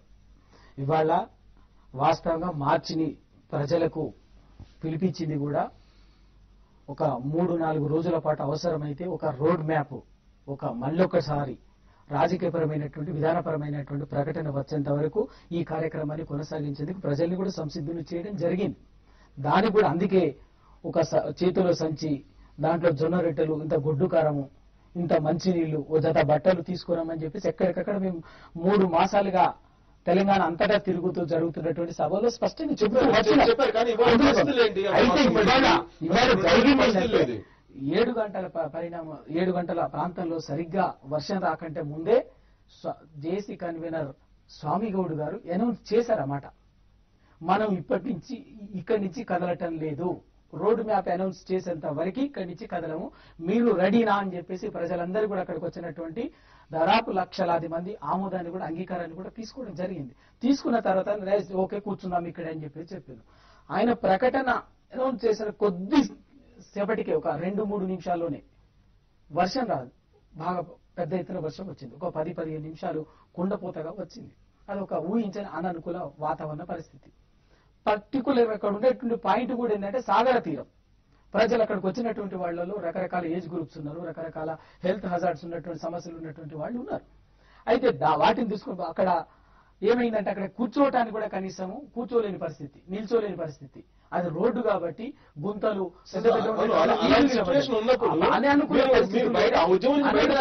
కొంత సానుకూలంగా ఉండేటువంటి డిమాండ్ చేయాలి కదా. అందుకే అననుకూల పరిస్థితులు కాబట్టే ఇది విరమణ కాదు, తాత్కాలిక వాయిదా మాత్రము, విరామం మాత్రమే. అందుకే వెంటనే దాని కొనసాగింపులో భాగంగానే రేపటి నుంచి ఉద్యమ కార్యక్రమాలు కూడా వెంటనే ప్రకటించడం జరిగింది. సో ఇవాళ మీరు ఇంత చేశారు కదా, ఇంత చేశారు, అనేక మంది లక్షలాది మంది జనం వచ్చారు, ఉద్యమకారులు వచ్చారు, వాళ్ళందరికీ ప్రభుత్వం నుంచి అట్లీస్ట్ మినిమం హామీ కూడా లేదు అనేది శ్రీనివాసరావు గారు. ఇంత చేశారు కదా, ఇంత బాధపడ్డారు, లక్షలాది మంది వచ్చారు, తర్వాత బాష్పాయి ప్రయోగించారు, పోలీసులకు ఎదురెడ్డి నిలిచారు. ఈవెన్ దో ఒక చిన్న స్టేట్మెంట్ కూడా లేకుండా మీరు విరమించారు. అది సమైక్యవాదులకు అనుకూలంగా మార్పుంది కదా అలాంటి వాతావరణం. ఇదేదో ప్రభుత్వ జోక్యంతో విరమణను వాయిదాను జరగలే. ఇది మాకుగా మేము తెలంగాణ ఉద్యమ సంస్థలుగా అక్కడ ఉన్నటువంటి ప్రకృతిపరమైనటువంటి అననుకూల వాతావరణం, రాజకీయపరమైన అననుకూల వాతావరణం కాదు. మీరన్నట్టు రాజకీయపరమైన అననుకూల వాతావరణంలో కనుక వాయిదా వేసుకుని ఉంటే విరమణను ఇంకోటో లేకపోతే విరామమో ఇచ్చుంటే మీరన్నట్టు సమైక్యవాదులు ఇంకెవరో మాట్లాడటానికి అవకాశం ఉండేది. అక్కడ ప్రకృతిపరమైనటువంటి అననుకూల వాతావరణ పరిస్థితులు మాకుగా మేము చర్చించుకుని అందరి అభిప్రాయాలు తీసుకున్నటువంటి నేపథ్యంలోనే జేఏసీ తాత్కాలికంగా వాయిదా వేస్తున్నట్టుగా విరమిస్తున్నట్టుగా ప్రకటించారు. అంతకు మించి ఉద్యమం ముందు ఇమీడియట్ ఆప్షన్ లేదు. ఎందుకంటే అప్పటి వరకు ఉండటానికి సిద్ధంగా ఉన్నటువంటి లక్షలాది మంది, ఒకవైపేమో వర్షము, విపరీతమైన వర్షము, అప్పటికే చలి మొదలైంది. నేను ఇక్కడికి వచ్చేటప్పుడు చూసి నేనే స్వయంగా తడిసి వచ్చాను, వణుకుతూ వచ్చాను. నేను 37-38 సంవత్సరాల దాదాపు యువకుడిని, నాకే ఆ పరిస్థితి. అక్కడికి వచ్చినటువంటి వాళ్ళు ఆడవాళ్ళు ఉన్నారు, చిన్నపిల్లలు ఉన్నారు, 70-80 సంవత్సరాల వాళ్ళు ఉన్నారు. వాళ్ళందరి పరిస్థితిని కూడా నాయకత్వం పరిగణలోకి తీసుకోవాల్సినటువంటి అవసరం ఉన్నది. దాన్ని దృష్టిలో పెట్టుకునే విరమణ 2 రోజుల పాటు 4 రోజుల పాటు ఉంది. మళ్ళీ ఏం కార్యక్రమం ఉంటుంది అన్నది కూడా బుధవారం నాడు ఆల్రెడీ జేఏసీ స్టీరింగ్ కమిటీ విస్తృత స్థాయి సమావేశం కూడా ఉంటుంది. దాంట్లో ఖచ్చితంగా ఉంటది. తెలంగాణ ఉద్యమము లక్ష్యం ఒకటే. ఖచ్చితంగా తెలంగాణ రాష్ట్ర ఏర్పాటు వచ్చేంత వరకు కూడా ఈ ఉద్యమంలో విరామాలే ఉంటాయి, కానీ విరమణల ప్రసక్తే ఉండదు. ఉద్యమం అన్నప్పుడు వ్యూహాలు ఉంటాయి, ప్రతి వ్యూహాలు ఉంటాయి, ఎత్తుగడలు ఉంటాయి, అన్ని ఉంటాయి. ఆ ఎత్తుగడలో భాగంగానే ఇవాళ విరమించుకోవడం. దానికి ఏదో సమైక్యవాదులు అనేటటువంటి వాళ్ళు సంకలు కొట్టుకుని ఎగురుతం ఏం సంబరపడితే చేయగలిగేది. ఒక ఫోర్త్ లైన్ నుంచి హరీష్ గారు చాలాసేపు నుంచి వెయిట్ చేస్తున్నారు. హరీష్ గారు మాట్లాడండి. నా పేరు హరీష్ అండి, పోర్ట్లాండ్ నుంచి. ఈ రోజు జరుగుతున్న తెలంగాణ మార్చ్ అంటే మేము ఇక్కడ ఉన్నా గానీ గమనిస్తూనే ఉన్నాం అక్కడ ఏం జరుగుతుంది అనేది. సో ఇది ఖచ్చితంగా పోలీసుల కవ్వింపే. ఇది తెలంగాణ ఉద్యమకారులు గాని వాళ్ళ వైపు నుంచి ఎలాంటి ఏమీ జరగలేదు. సో ఇది పోలీసులు ప్రభుత్వం కలిసి చేసింది. వాళ్ళకి పర్మిషన్ ఇచ్చినట్టే ఇచ్చి, ఇట్స్ ఎ కండిషనల్ పర్మిషన్ ఇచ్చినట్టు ఇచ్చి వాళ్ళని అంటే శాంతియుతంగా జరుపుకోవాలని గాని చేయాలని గాని గవర్నమెంట్ గాని పోలీస్ కి గాని లేనట్టు అనిపించింది. సో ఇది మా అభిప్రాయం. సో ఇది ఖచ్చితంగా పోలీసులు ప్రభుత్వం కావాల్సింది. శ్రీనివాస్ గారు తన ఆవేదన వాళ్ళు ఒకటి ఇవాళ ప్రపంచం అంతా కూడా గుప్పెట్లోకి వచ్చిందండి. టీవీలో పుణ్యమనండి, ఇక్కడ ఏం జరిగినా చీమ చిట్టుకు అన్నా కూడా బయట తెలిసేది. ఇక్కడ హైదరాబాద్ లో మనమే ఇంత ఆందోళనగా ఏం జరుగుతోంది అన్నప్పుడు ఆ బయట ప్రవాసాంధ్రులు కూడా వాళ్ళు మాతృదేశంలో ఏం జరుగుతోంది, ప్రత్యేకించి వాళ్ళ సొంత రాష్ట్రంలో ఏం జరుగుతుంది అనేది ఒక గంట గమనిస్తున్నారంటానికి బహుశా ఈ కాల్సే ఉదాహరణగా తీసుకోవచ్చు. వాళ్ళు చెప్పినట్టు కూడా వాళ్ళకి జనరల్ గా వ్యూ ఎట్లొస్తుందంటే ఇదంతా కూడా ఏదో పోలీసులు ప్రభుత్వం కవింపు ధోరణి వల్ల ఈ రకమైన ఇన్సిడెంట్ జరిగినాయి అనే భావన రావడానికి మాత్రం అవకాశం ఉంది. ఎందుకంటే అక్కడ ఏదో మీడియా వ్యాన్లు తగలబడ్డా ఏం జరిగినా 22 మందికో పోలీసులకు గాయాలు తగినాయని చెప్పి తర్వాత పోలీస్ కమిషనర్ స్టేట్మెంట్ ఇచ్చినా కూడా ఏం జరిగినా ఈ మధ్య కాలంలో ఛానల్స్ ని కాసేపు నిలుపు చేయడం ఇవన్నీ కూడా ఏంటంటే ఒక రకమైన అభిప్రాయానికి రావడానికి దోహదం చేసి, ఇప్పుడు ఆయన పోర్ట్లాండ్ నుంచి ఫోన్ చేసి ఏం జరుగుతుందో గమనించి చెప్పారంటే వాళ్ళందరికీ ఈ ఒక్క విషయంలో నేను చెప్పేది ఏంటంటే ఎవ్వరు కూడా ప్రతిష్టాత్మకంగా తీసుకోకూడదండి. ఇవాళ ఏదో వీళ్ళు విరమించారు కాబట్టి వీళ్ళది అయిపోయింది, వీళ్ళ బలం, వీళ్ళ పని పూర్తిగా అయిపోయింది అని చెప్పి వాళ్ళు అనుకోకూడదు.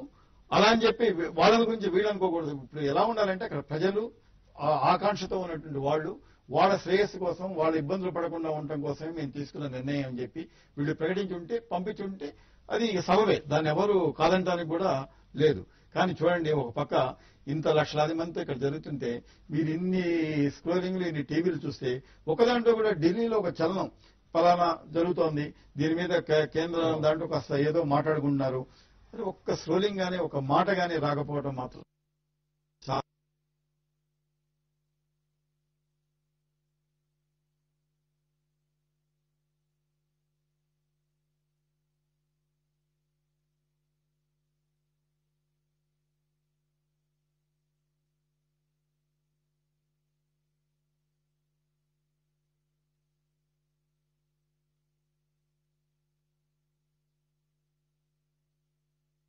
అనే పరిస్థితి కూడా లేకపోవటమే బాధాకరం. ఓకే, న్యూజెర్సీ నుంచి ప్రవీణ్ మరో కాల్ ఉన్నారు. ప్రవీణ్ గారు మాట్లాడండి.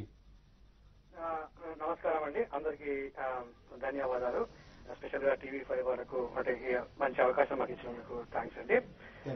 నాకు ముఖ్యంగా అండి, మొదటిది ప్రతిపక్షం గాని కేంద్ర నాయకులు గాని ఎవరు ఎటువంటి దీన్ని కామెంట్ చేయకపోవడం ఒకటి. రెండవది స్పెషల్ గా నగరపాటి రాజగోపాల్ ఇంతకుముందు మాట్లాడిన మాటలకు ఒక రకమైన జుగుప్సాకరంగా ఉన్నాయి. తెలంగాణ వాదుల్ని ఉద్యమకారుల్ని స్పెషల్ గా క్రూర ముగాలని లాంటి సంబోధనలు చేయడం ఇంతవరకు సభమని అడుగుతున్నాను. ఓకే, ప్రవీణ్ గారు ఇప్పుడు ఇవాళ మీరు మాట్లాడిన దాంట్లో కొన్ని వాస్తవం. ఒక లగడపాటి రాజగోపాల్ అనేటటువంటి వాడు ప్రాంతం ఏదైనా కావచ్చు, ఒక పార్లమెంట్ సభ్యుడు పార్లమెంటు సభ్యుడిగా ప్రమాణం చేసేటప్పుడుగా ఒక ప్రతిజ్ఞా పత్రం ఉంటుంది.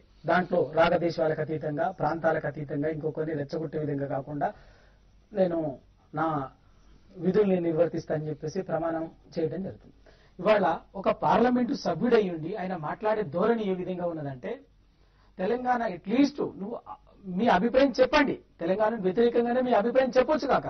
కానీ ఆయన మాట్లాడే ప్రతిసారి కూడా తెలంగాణ ఉద్యమాన్ని కించపరిచేటట్టుగా, తెలంగాణ ఉద్యమాన్ని, తెలంగాణ ఉద్యమకారులని, తెలంగాణ నాయకులని కించపరిచేటట్టుగా, కవ్వించే విధంగా చాలా చులకనగా హేయమైనటువంటి భావనతో మాట్లాడతాడు. అది ఒక నిజంగా ఒక పార్లమెంటేరియన్ ధోరణో, పార్లమెంటరీ ఒక బాధ్యతాయుతమైనటువంటి పార్లమెంటేరియన్ మాట్లాడే పద్ధతి అన్నది ఆయన విజ్ఞత విచక్షణకు సంబంధించినటువంటి అంశం. ఇవాళ ఇంకొకటి రెండో విషయం, ఇవాళ తెలంగాణ ప్రజల పోరాటాన్ని ఇవాళ ఆంధ్ర ప్రజలంతా వ్యతిరేకిస్తున్నారు, రాయలసీమ ప్రజలంతా వ్యతిరేకిస్తున్నారు అన్నది శుద్ధ అబద్ధం. కేవలం ఇటువంటి కొందరు వాళ్ళ స్వార్థ రాజకీయ, ఆర్థిక, సామాజిక ప్రయోజనాలు దెబ్బతింటాయనేటువంటి ఉద్దేశంతో ఒక గుప్పెడి మంది వ్యతిరేకిస్తున్నటువంటిది. అదే విజయవాడలో స్వయంగా నేను కూడా అటెండ్ అయ్యాను. తెలంగాణకు అనుకూలంగా అక్కడ అనేక సంఘాలు బ్రహ్మాండమైనటువంటి సభ పెట్టి మద్దతు ప్రకటించినాయి 2011లో. అది ఆయనకు తెలియదు, కానీ హైదరాబాద్ లో కూర్చోను ఇంకెక్కడో కూర్చోను ఆయన మీడియా కాన్ఫరెన్స్ లో బ్రహ్మాండంగా మాట్లాడతాడు. ఆయన విజ్ఞతకు సంబంధించినటువంటి అవసరం అయినా కూడా అటువంటి వాళ్ళు తెలంగాణ ఉద్యమాన్ని బేరీజు వేసే పరిస్థితి కానీ, తెలంగాణ ఉద్యమ గమనాన్ని నిర్దేశించే పరిస్థితి కానీ లేదు. అటువంటి బాధ్యతారహితమైనటువంటి వాళ్ళు ఉన్నందుకు, అటువంటి వాడిని ఎన్నుకున్నందుకు ఆ ప్రాంత ప్రజలు సిగ్గుపడాలి. మీరు ఇవాళ తెలంగాణ ప్రజలకు ఉన్నటువంటి ప్రాంత ప్రజలు తప్పులేదు, ప్రాంత ప్రజల్ని మీరు కించపరుస్తూ మాట్లాడేట ఎవరి అభిప్రాయాలు వాళ్ళకుండే. ప్రాంత ప్రజలు అతను ఎన్నుకున్నందుకు వాళ్ళు సిగ్గుపడాల్సిన అవసరం ఉంది. వాళ్ళకి కావాల్సింది వాళ్ళు చెప్తున్నారు. ఇప్పుడు వాళ్ళు సమైక్యవాదం కోరుకుంటున్నారు, మీటింగ్ పెట్టారు, అక్కడ కూడా లక్షలాది మంది వచ్చారు, వాళ్ళ అభిప్రాయాన్ని వాళ్ళు చెప్తున్నారు. అయితే ఈయన మాట్లాడుతున్నది ఆ విధంగా లేదు. అక్కడ కూడా ఆంధ్ర ప్రజలంతా కూడా తెలంగాణను వ్యతిరేకిస్తున్నారు అని చెప్పేసి ప్రతిసారిగా కవ్వించే విధంగా మాట్లాడుతున్నారు. ఇవాళ ఇప్పుడు వచ్చినటువంటి కాల్స్ చూడండి, ప్రపంచంలో ఇక్కడ వచ్చినటువంటి పోర్ట్లాండ్ నుంచి వచ్చింది, వాషింగ్టన్ నుంచి వచ్చింది, అనేక ప్రాంతాల నుంచి వచ్చినటువంటి వాళ్ళు కూడా వాళ్ళు ఇవాళ తెలంగాణ ప్రజల ఆకాంక్షల్ని గౌరవిస్తున్నారు, న్యాయమైనవి, ధర్మమైనవి అని చెప్పేసి అంటే ఒకటి లగడపాటి రాజగోపాల్ ఆ విధంగా స్టేట్మెంట్లు ఇవ్వడం అనేది తన దగ్గర ఉన్నటువంటి సమాచారం మేరకు తన అభిప్రాయం వ్యక్తం చేయొచ్చు. కానీ తను కన్విన్స్ చేయడం కానీ తన వాదనలో పసలేదని కానీ చెప్పొచ్చు మీరు. కానీ ఎన్నుకున్న వాళ్ళని కూడా మీరు ఆయన ఇక్కడ నిజంగా నిద్రపోయేటటువంటి వాళ్ళని లేపొచ్చు, కానీ నిద్రపోతున్నటువంటి నటించే వాళ్ళని లేపడం ఎవరి తరం కాదు.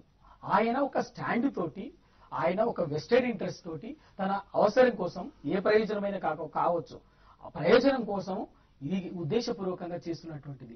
దీన్ని మేము ఆయన అటువంటి వ్యక్తిని మేము కన్విన్స్ చేస్తామో చేసే ప్రయత్నం చేస్తాం అనుకోవడం మామూలుకత్వం అవుతుంది. ఎందుకంటే అదే విధంగా తెలంగాణ, ఆంధ్ర, రాయలసీమ ప్రాంతంలో అనేక మంది విజ్ఞులు, మేధావులు, ప్రజా సంఘాల వాళ్ళు ఉన్నారు. వాళ్ళని కన్విన్స్ చేసినాం, వాళ్ళ మద్దతు తీసుకున్నాం. అటువంటి వాళ్ళని ఖచ్చితంగా అటువంటి వాళ్ళు కూడా అనేక సందర్భాల్లో ఒంగోలులో జరిగింది బ్రహ్మాండమైనటువంటి సభ, పిడుగురాల్లో జరిగింది, విశాఖపట్నంలో జరిగింది, విజయవాడలో జరిగింది, గుంటూరులో జరిగింది, ఎక్కడెక్కడో జరిగింది.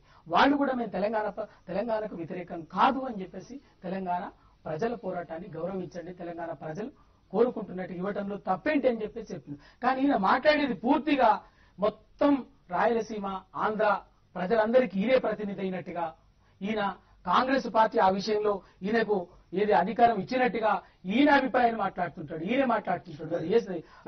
అంతకంటే శ్రీనివాస్ గారు ఇప్పుడు మీరు చూసినట్టయితే కనుక అటేమో ఇక్కడ మధుయాష్కి గానీ లేదంటే ఇతర నాయకులేమో ఆంధ్ర వాళ్ళని బట్టలోడ తీసుకొట్టండి అని ఇక్కడ ప్రవోక్ చేస్తూ వీళ్ళు మాట్లాడుతుంటారు.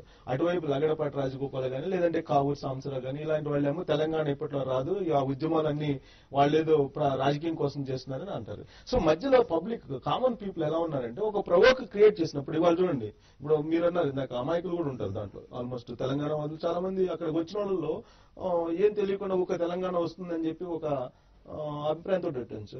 అటు సైడ్ అంతే సమైక్యాంధ్రలో కూడా. సో అటు సైడ్ ఇటు సైడ్ ప్రొవోక్ చేసినప్పుడు వీళ్ళంటి వాళ్ళకి మీరు ఒక అనలిస్ట్ గా మీరేం చెప్తారు? ఒక లీడర్స్ కి ముందు తెలంగాణ జర్నలిస్టుల ఫోరం ఉపాధ్యక్షులైన రవి గారు కాస్త శాంతంగా నేను చెప్పేది వింటారని చెప్పి అనుకుంటున్నాను. ఆయన జర్నలిస్టులకు ప్రసిద్ధి కాబట్టి. ఆయన గుప్పెడు మనుషులు కంట్రోల్ చేస్తున్నారు, గుప్పెడు మంది లేరున్నారు. కానీ ఆ గుప్పెడు నేను ఇంకా అదే చెప్పాను, తెలంగాణ వాదాన్ని సమర్థిస్తున్న వాళ్ళు కానీ తెలంగాణ వాదాన్ని ముందుకు తీసుకెళ్తున్న వాళ్ళకి గమనించాల్సినటువంటి ఏకైక మొదటి అనేక సందర్భాల్లో చెబుతూ వచ్చాను నేను. ఏంటంటే వాళ్ళ గుప్పెడ మూసి ఒకే గుప్పెడ అని చెప్పి వాళ్ళు ప్రూవ్ చేస్తున్నారు. 5గురే ఉండొచ్చు కానీ వాళ్ళంతా స్ట్రాంగ్, కానీ మనకి చాలెడ్ ఉండొచ్చు కానీ 10 మంది 10 రకాలుగా మాట్లాడతారు. అక్కడ బలహీనత 10 మంది సంఖ్యాబలం ఉండొచ్చు కాక, కానీ మనకు భావదారిద్ర్యంలో ఏమనాలో తెలియగా అందరూ తల ఒక దారి. లక్ష్యం ఒకటే అంటారు, తెలంగాణ లక్ష్యం మాది, తెలంగాణ సాధన అంటారు. కానీ ఎవరి దారి వాడది, ఎవరి బాట వాడది, ఎవరి స్టేట్మెంట్ వాడది. జనంలో ఎలా కుదురుతుందండి? నేను చెప్పేది ఏంటంటే, తెలంగాణ కోరుకుండే వాళ్ళందరూ కూడా టీఆర్ఎస్ వాడు కావాలి, తెలంగాణను కోరుకునే వాళ్ళందరూ కూడా బీజేపీ వాడు కావాలి. అలానే ఈ తెలంగాణ వాదాన్ని సమర్థిస్తున్న పార్టీల్లో అనేక అసలు ఏమీ లేకుండా మాకు తెలంగాణ అని నమ్ముకొని తెలంగాణని కోరుకుంటున్న వాళ్ళు చాలా మంది ఉన్నారు, అనేకులు ఉన్నారు. వాళ్ళకి అసలు పార్టీలతో కానీ రాజకీయాలతో కానీ ఏం నిమిత్తం లేని వాళ్ళు. వాళ్ళ లక్ష్యం ఒకటే, వాళ్ళు మామూలుగా చాలా కోరుకునేది ఏంటంటే మాకు తెలంగాణ మాకు కావాలి. కానీ ఇవన్నీ మిగతావన్నీ కలిసి అలాంటి వాళ్ళని ఇప్పుడు చివరికి ఎలా తయారవుతుందంటే, మీరు ఇంకా చాలా స్పష్టంగా పేర్లతో సహా చెప్పారు. ఇటుపక్క లగడపాటి రాజగోపాల్ ఉంటే అటుపక్క తెలంగాణ నుంచి మధు యాష్కి గారు. ఒకళ్ళని మించి ఒకళ్ళు స్టేట్మెంట్లు ఇవ్వడంలో, అంటే పోటీలు పడి ఇవ్వడం అనమాట. అంటే చూసే వాళ్ళకి, చదివే వాళ్ళకి, మామూలుగా తెలంగాణని అభిమానంగా కోరుకునే వాళ్ళు కూడా ఒకసారి చివుకు అనిపించారు. అంటే అటు సమైక్యాంధ్రాన్ని కోరుకునే వాళ్ళు కూడా ఆ లగడపాటి లాంటి వాళ్ళు చేసే స్టేట్మెంట్తో వాడు కూడా మనసులు చివుకు అనిపించున్నాయి.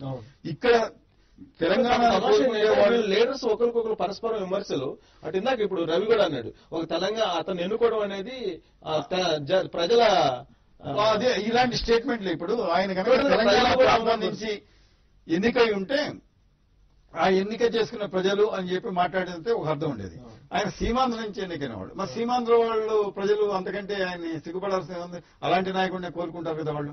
కాబట్టి దాంట్లో తప్పు పట్టడానికి ఏమి లేదు. అల్టిమేట్ గా పబ్లిక్ సఫర్ అవుతున్నారు. పబ్లికే అండి. మొత్తం మీద మీరు ఆందోళన తీసుకున్న, ఏటేషన్ తీసుకున్న, ధర్నాలు చేసిన, రాస్తారోకోలు చేసిన, చివరికి అల్టిమేట్ గా ఎవరండి? సామాన్యుడు దెబ్బతింటాడు. కాబట్టి మొట్టమొదటి ఏంటంటే లక్ష్యం గొప్పది కావచ్చు. ఇవాళ 12 ఏళ్ల బట్టి పోరాటం 1969 అంతకుముందు నుంచి కూడా ఉంది తెలంగాణ ఉద్యమం. కాబట్టి ఏదో తెలంగాణ ఉద్యమానికి డెడ్ లైన్లు పెట్టి 10 ఏళ్ళు రావాలి 12 ఏళ్ళు రావాలని అవసరం లేదని వాళ్ళే. ఇలాంటి లీడర్లు ఇటు తెలంగాణలో ఉండే లీడర్లు కానీ అటు ఆంధ్రలో ఉండే లీడర్లు మీరు ఎలాంటి సూచన ఇస్తారు మాట్లాడారు? అబుదాబి నుంచి కుమార్ సంఘ్ గారు చాలాసేపటి నుంచి లైన్ లో ఉన్నారు. కుమార్ సంఘ్ గారు మాట్లాడండి. రవాణా జై తెలంగాణ. జై తెలంగాణ. రవాణా జై తెలంగాణ. జై తెలంగాణ.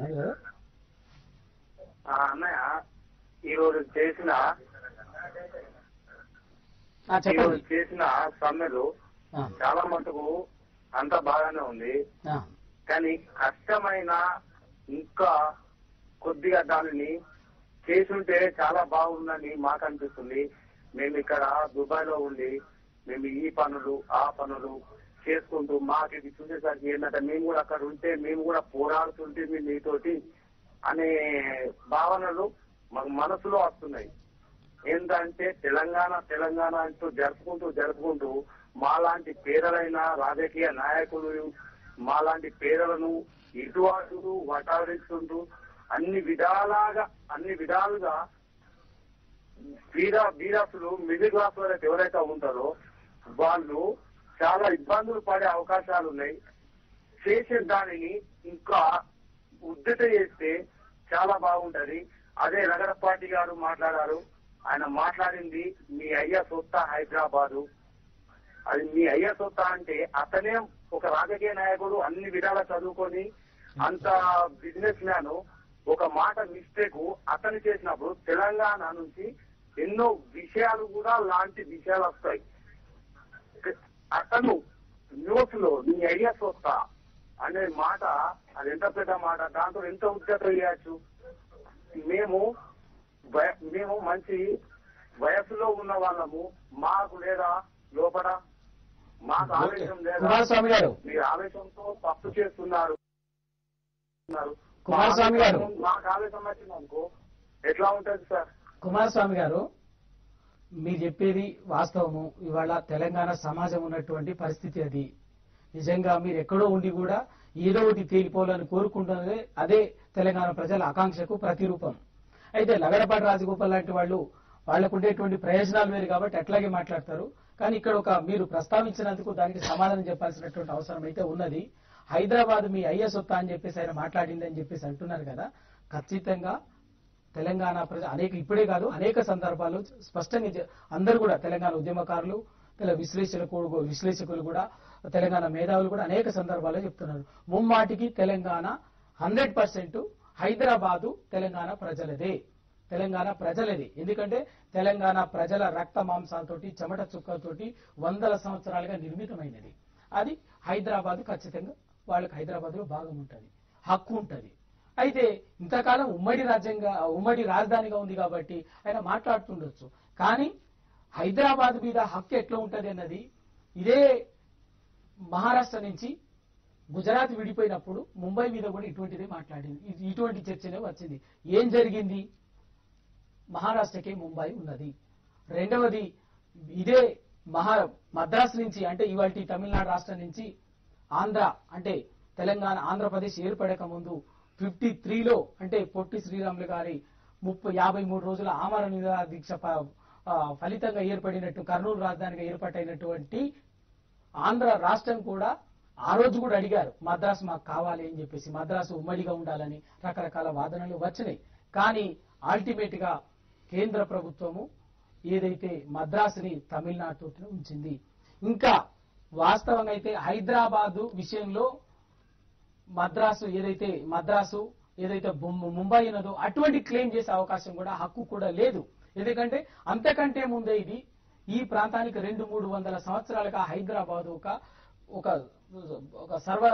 అన్ని రకాల మౌలిక సదుపాయాలు హైదరాబాద్ తెలంగాణ ముమ్మాటికి తెలంగాణ. సురేష్ ఉన్నారు ఇంటరాక్ట్ అవుతారు. సురేష్ గారు మాట్లాడండి. సురేష్ గారు మరో కాల్ ఉన్నాయని. హలో మాట్లాడండి. Hello, this is Anand calling from Washington DC. Anand గారు మాట్లాడండి. ఓకే, హలో మాట్లాడండి ఆనంద్ గారు, వినిపిస్తుంది. హలో, నమస్కారం అండి అక్కడ ఉన్న వాళ్ళందరికీ. ఒక విషయం అండి, ఈ రోజు జరిగింది అసలు మనం ఎక్కడున్నాము? ఇండియాలో ఉన్నామా, పాకిస్తాన్ లో ఉన్నామా, లేకపోతే ఆఫ్ఘనిస్తాన్ అటువంటి ప్రాంతాల్లో ఉన్నామా? ప్రజాస్వామ్య దేశం అండి. అసలు మరి నాకు ఇంకా డౌట్ వస్తుంది. ఇప్పుడు పర్మిషన్ ఇచ్చినట్టే ఇచ్చి అన్ని ప్రతిబంధకాలు ఒక నియంతృత్వంగా కిరణ్ కుమార్ రెడ్డి మోనార్గా అనుకుంటున్నారు. అసలు తన నియంతృత్వంతో తన సొంత పార్టీ ఎంపీలు వస్తున్నాయి కలవకుంటే అరెస్ట్ చేయిస్తాడా? తెలంగాణ ప్రజలు తెలంగాణ గడ్డ మీద నిరసన తెలిపే హక్కు లేదా? ఇప్పుడు ఇందాక ఒక కాలం చాలా బాధపడుతున్నాడు. లగడపల్లి రాజగోపాల్ హైదరాబాద్ ఎవడు అబ్బసొత్తాడు? అది మా అబ్బసొత్తే, అది మా తాత తండ్రుల అబ్బసొత్తే, అది ఇబ్బంది కాదు. అది వాళ్ళు ఇన్ని రోజులు ఉన్నారు సరే, శాంతియుతంగా మాట్లాడితే బాగుంటుంది. మీ అబ్బసొత్త అయిపోతున్నారు, మా అబ్బసొత్తే అది. మరి వాళ్ళు బాధపడాల్సింది ఏం లేదు. ఓకే ఆనంద్ గారు, మీ బాధ ఆవేదన అర్థమైంది. శ్రీనివాస్ గారు, ఇరువైపులా నుంచి నాయకులు చేస్తున్నటువంటి కామెంట్ల మీద నిజంగా కాలర్స్ చాలా అక్కడ దూరం ఉండి కూడా చాలా మానసికంగా చాలా బాధపడుతున్నారు. సో ఇలాంటి ప్రొవోకేషన్స్ ఎలా పోవాలి? సాధారణంగా రాజకీయాల్లో ఉండేవాళ్ళు కాస్త మాట్లాడటంలో కాస్త పదులు ఎక్కువే మాట్లాడతారు వాళ్ళు. కానీ ఈ మధ్య కాలంలో ఏంటో తెలియదు కానివ్వండి, మామూలుగా మనం ఏదో నల్లాల దగ్గర ఏదో తగాదాలు, బిందెల తగాదా, నీళ్ళ తగాదాలు వస్తాయి చూస్తారు, అక్కడ కూడా రాని భాష, పదప్రయోగాలు ఈ మధ్య వస్తున్నాయండి. అవి చాలా బాధాకరంగా ఉంటాయి. అంటే ఈ లైవ్ కవరేజెస్ వచ్చిన తర్వాత ఎడిటింగ్ కూడా అవకాశం ఉండలేదు. ఆ మాటలు ప్రజల్లోకి యథాతథంగా వెళ్ళిపోతున్నాయి. చూసినప్పుడు మామూలుగా డ్రాయింగ్ రూమ్ లో కూర్చొని ఎక్కడో దూరంగా కూర్చొని చూసి ఇప్పుడు వాళ్ళు లాంటి వాళ్ళు చూసినప్పుడు ఏంటి వీళ్ళ నోట్లోంచి ఈ రకమైనటువంటి భాష ఏంటి, మనం వీళ్ళు ప్రజాప్రతినిధులు వీళ్ళని చెప్పి వాళ్ళ గౌరవమైనటువంటి ఒక పదవిలోకి ఎంపిక చేసుకుని పంపిస్తే వీళ్ళు మాట్లాడే మాటలు ఏమిటి అని బాధ కలగడం మాత్రం తథ్యం అండి. అది చాలా మంది, వీళ్ళే కాదు, ఈ రకమైనటువంటి భాష మాట్లాడే వాళ్ళందరినీ కూడా ప్రజలు ఏవగించుకునే రోజు వస్తుంది. వాళ్ళ ప్రతిరోజు బయటపడి చెప్పలేని పరిస్థితి ఉంటుంది వాళ్ళకి. కానీ వినగా కొన్నాళ్ళ తర్వాత ఏంటి ఇలాంటి వాళ్ళని మనం ఎన్నుకున్నది అంటే ఇరుపక్షాల్లో ఉన్నారు, ఇలాంటి వాళ్ళు తక్కువ లేరు. కాకపోతే కొంతమంది పేర్లు కొద్దిగా బయటకు వస్తుంటాయి.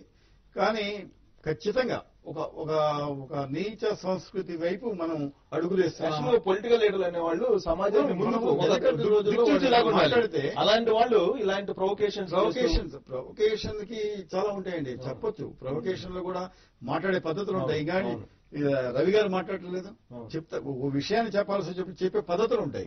కానీ అది దాటి కాస్త కట్టుదాపెట్టి వ్యవహరించినప్పుడు కాస్త బాధేస్తుంది. ఎందుకంటే ఇళ్లలో కూర్చొని భార్య బిడ్డలతో కూర్చొని టీవీలు చూస్తుంటారు. చూసే రోజుల్లో బట్టలు ఊడదీసి కొట్టడం, లేకపోతే అబ్బ సొత్తా అమ్మ సొత్తా అనే మాటలు ఇవన్నీ కూడా ఏంటంటే ఒక రకమైన బాధాకరమైనటువంటి పదప్రయోగాలు. వీటికి ఎంత దూరంగా వీడు జరిగితే వాళ్ళ ప్రెస్టేజ్ గాని ప్రతిష్ట గాని ప్రజల్లో నిలబడుతుంది, లేకపోతే అది కూడా క్రమక్రమంగా మసకబారిపోతుంది. ఓకే, లండన్ నుంచి శివాజీ గారు ఇంటరాక్ట్ అవుతారు. శివాజీ గారు మాట్లాడండి. హలో, గుడ్ ఈవినింగ్ అండి. నా పేరు శివాజీ, మాకు నేటివ్ వరంగల్ అండి. గుడ్ ఈవినింగ్ శివాజీ గారు, మాట్లాడండి. థ్యాంక్ యూ అండి. అది ఈ తెలంగాణ మార్చ్ వల్ల ఒక విషయం ఏంటంటే 98% తెలంగాణ ప్రజలు తెలంగాణ కోరుకోవట్లేదని ఒక జ్యోతిష్యుడు ఉన్నాడు కదా ఆంధ్రప్రదేశ్ లో, చిలక జ్యోతిష్యుడు మిస్టర్ లగడపాటి రాజగోపాల్ గారికి ఒక ఎంతమంది తెలంగాణ కోరుకుంటున్నారు అని ఆయనకు మిగతా కేంద్ర ప్రభుత్వమైన కాంగ్రెస్ కళ్ళు తెరిపించడానికి ఉపయోగపడింది ఒకటి. రెండవది, మన 1,00,000 మంది ఎప్పుడైనా 1,00,000 మంది 2 లక్షల మంది ఒక రోడ్ల మీదకి వచ్చినప్పుడు, ఎవరైనా రొచ్చగొట్టడానికి ముడ్ల కంచె వేసినప్పుడు మామూలుగా బయట రోడ్డు మీద వెళ్లేవన్నీ ఆపితే కోపం వస్తుంది. 1,00,000 మంది 2 లక్షల మంది రోడ్ల మీదకి వచ్చినప్పుడు ముడ్ల కంచెలేసి బ్యారికేడ్లు పెట్టేసి విధ్వంసం సృష్టించాలని ప్రేరేపించే వాతావరణం కల్పించినప్పుడు మామూలుగా జరుగుతూనే ఉంటది. జనాల కొన్ని మీడియా మీద కొంచెం కోపం ఉండొచ్చు, కొన్ని ఇన్సిడెంట్ జరుగుతాయి. దాన్ని కూడా అతను ఏదో వక్రించి అందరినీ అది చేయాలి ఇది చేయాలని మాట్లాడడం చాలా తప్పు. మూడవది, కొన్ని న్యూస్ ఛానల్ అండి చాలా చూపించడం కూడా విజువల్స్ ఎంతసేపు రాళ్ళేస్తున్నారు విద్యార్థులు అనేది చెప్తున్నారు, కానీ ఎంతమంది దెబ్బలు తగిలాయి ఎంతమందికి అది ఆ విషయాన్ని చూపించడం లేదు మీడియా ఛానల్. ఓకే శివాజీ గారు, నాలుగవది రవి గారు ఒక్క నిమిషం అండి. చెప్పండి శివాజీ గారు. ఏం లేదు, ఇలా ఇంతసేపు ఇది కాంగ్రెస్ కావాలని పర్మిషన్ ఇచ్చిందా ఇవ్వలేదా, లేదంటే ఇదంతా కావాలని కాంగ్రెస్ ఎమ్మెల్యేలు తెలంగాణ ఎమ్మెల్యేలు మినిస్టర్లు డ్రామా ఆడి క్రియేట్ చేసి టెన్షన్ వాతావరణం క్రియేట్ చేశారా? ఇది డ్రామానా నిజంగానే పర్మిషన్ ఇప్పించారా కావాలని? ఏం అర్థం కావట్లేదు జనాలకి. ఎందుకంటే మాలాంటి వాళ్ళకి ఉద్రేకం ఆపుకోలేకపోతున్నాం. మామూలుగా ఇప్పుడు అక్కడ ఉన్న వాళ్ళ పరిస్థితి ఇంకా ఘోరంగా ఉంటుంది. నాలుగు ఇంకో మన కొంతమంది సోదరులు ఏంటంటే ఇంకా కంటిన్యూ చేయాలి ఇంకా దీక్షను అది ఇది అంటున్నారు. మనం పక్క నుంచి చూసే వాళ్ళకి బాగానే ఉంటది, కానీ అక్కడ అనుభవించి బాగా ఆ వాతావరణంలో అక్కడ కూర్చోవడం కానీ అవి కన్వీనియంట్ గా లేవు. సో అది ఒక విధంగా చేసి నిర్ణయం కరెక్ట్ అనిపిస్తుంది నాకు. ఈ 12 గంటల వరకు బంద్ చేయడం కదా, ఎందుకంటే ఆల్మోస్ట్ విజయం సాధించినాం మనం. ఇలాగే కష్టపడి పోరాడి త్వరగా మనం తెలంగాణ సాధించుకుంటామని మేము ఆశిస్తున్నాం. Thank you.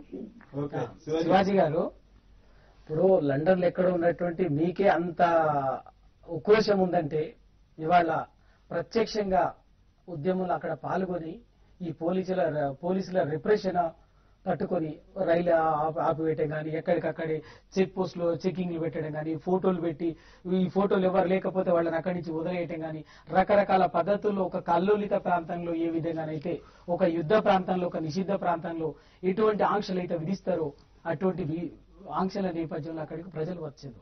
అయినా కూడా ఎవ్వరు కూడా ఆవేశపడలే. ఎందుకంటే 12-15 సంవత్సరాలుగా ఈ ఉద్యమాన్ని శాంతియుత మార్గంలో ప్రజాస్వామ్యబద్ధంలో, ఎందుకంటే 69 అనుభవం ఒకటి ఉన్నది. ఆ 69 అనుభవం నేపథ్యంలో ఇవాళ నాయకత్వం అనేది ప్రతి అనుక్షణం శాంతియుతంగా ప్రజాస్వామ్యబద్ధంగా ముందుకు తీసుకుపోతేనే లక్ష్యాన్ని చేరుకుంటామనేటువంటి కాన్షియస్ తో పనిచేస్తున్నది, ఆ బాధ్యతతో పనిచేస్తున్నది.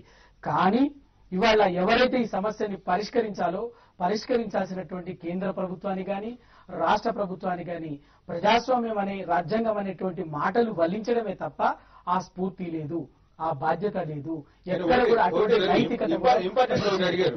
ఇప్పుడు అంగీకారం ఇచ్చారు, ఎవరైతే మీకు పర్మిషన్ ఇచ్చారో ఆ పర్మిషన్ డ్రామా ఉందా లేకపోతే నిజంగా ఇచ్చారా కాంగ్రెస్ ఎంపీలు గాని మంత్రులు గాని అడిగారు.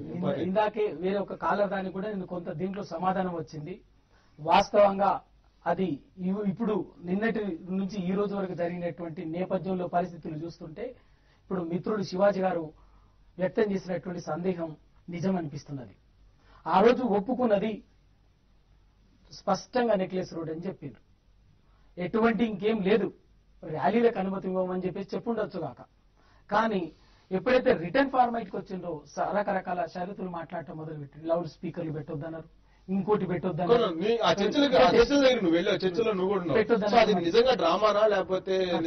ఏంటంటే ఇవాళ రాష్ట్ర ప్రభుత్వము ఉన్నటువంటి పరిస్థితుల్లో 29వ తారీఖు హైదరాబాద్ లో గణేష్ నిమజ్జనము, రేపటి నుంచి జరగబోయేటటువంటి ప్రతిష్టాత్మకంగా భారత ప్రభుత్వం హైదరాబాద్ లో నిర్వహిస్తున్నటువంటి జీవ వైవిధ్య అంతర్జాతీయ సమ్మిట్.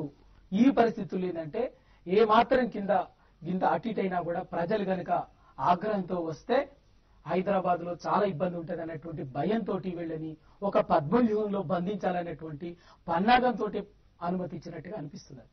ఎందుకంటే ఆ తర్వాత చూసినటువంటి ఒకసారి పర్మిషన్ కు ఒప్పుకున్న తర్వాత వాళ్ళు అనుసరించినటువంటి విధానం గాని వ్యవహరించిన తీరుతెన్నులు గాని ప్రభుత్వం మాట్లాడింది ఒకటి, ప్రాక్టీస్ లో పోలీస్ అధికారులు చేసింది ఒకటి. ఇది ఒక పద్మవ్యూహంలోకి నెట్టి వాళ్ళు వాళ్ళ సమస్యని ఒక ఊపిరి పీల్చుకున్నటువంటి కుట్ర పన్నాగం పన్నిండ్రు అని చెప్పేసి మాత్రం అయినా కూడా ఇటువంటి పన్నాగాలు, కుట్రలు, కుతంత్రాలు తెలంగాణ ఉద్యమంలో కొత్త కాదు. వాటన్నింటినీ కూడా ఛేదించడానికి, ఎదుర్కోవటానికి తెలంగాణ ఉద్యమం కానీ, తెలంగాణ ఉద్యమకారులు కానీ, తెలంగాణ ఉద్యమ సంస్థలు కానీ ఎప్పటికప్పుడు జాగరూకతతోనే ఉన్నారు, సంసిద్ధులుగానే ఉన్నారు. అందుకే ఇవాళ వ్యూహంలో భాగంగానే అననుకూల పరిస్థితులను దృష్టిలో పెట్టుకొని మళ్ళింత గట్టిగా ఉద్యమాన్ని ఉధృతంగా ఉద్యమం తీసుకుపోయి లక్ష్యాన్ని చేరువ చేయడం కోసమే ఇవాళ అననుకూల పరిస్థితుల నేపథ్యంలో ఒక తాత్కాలికంగా ఒక 4 రోజుల పాటు విరామం ఇవ్వటం జరిగింది. భాస్కర్ ఉన్నారు, భాస్కర్ గారు మాట్లాడండి.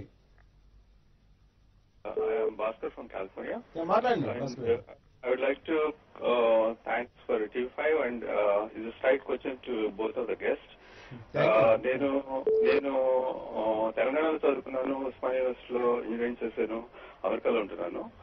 కానీ నేను వెగడపాటి ఏదో అన్నానని చెప్తున్నారు కానీ నేను I was closely watching with ప్రవాసాంధ్ర since morning and somebody in the dais they asking like Telangana కొడుకుల్ని కొట్టండి, చంపండి, అలాంటి మెసేజ్ పాస్ చేస్తున్నారు. ఎంతవరకు కరెక్ట్?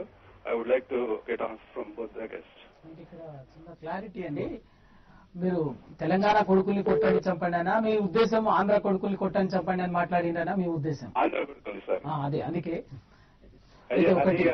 భాస్కర్ గారు మన పక్కనే కోదండరామ్ వెనకాల ఎవరు ఉన్నారు.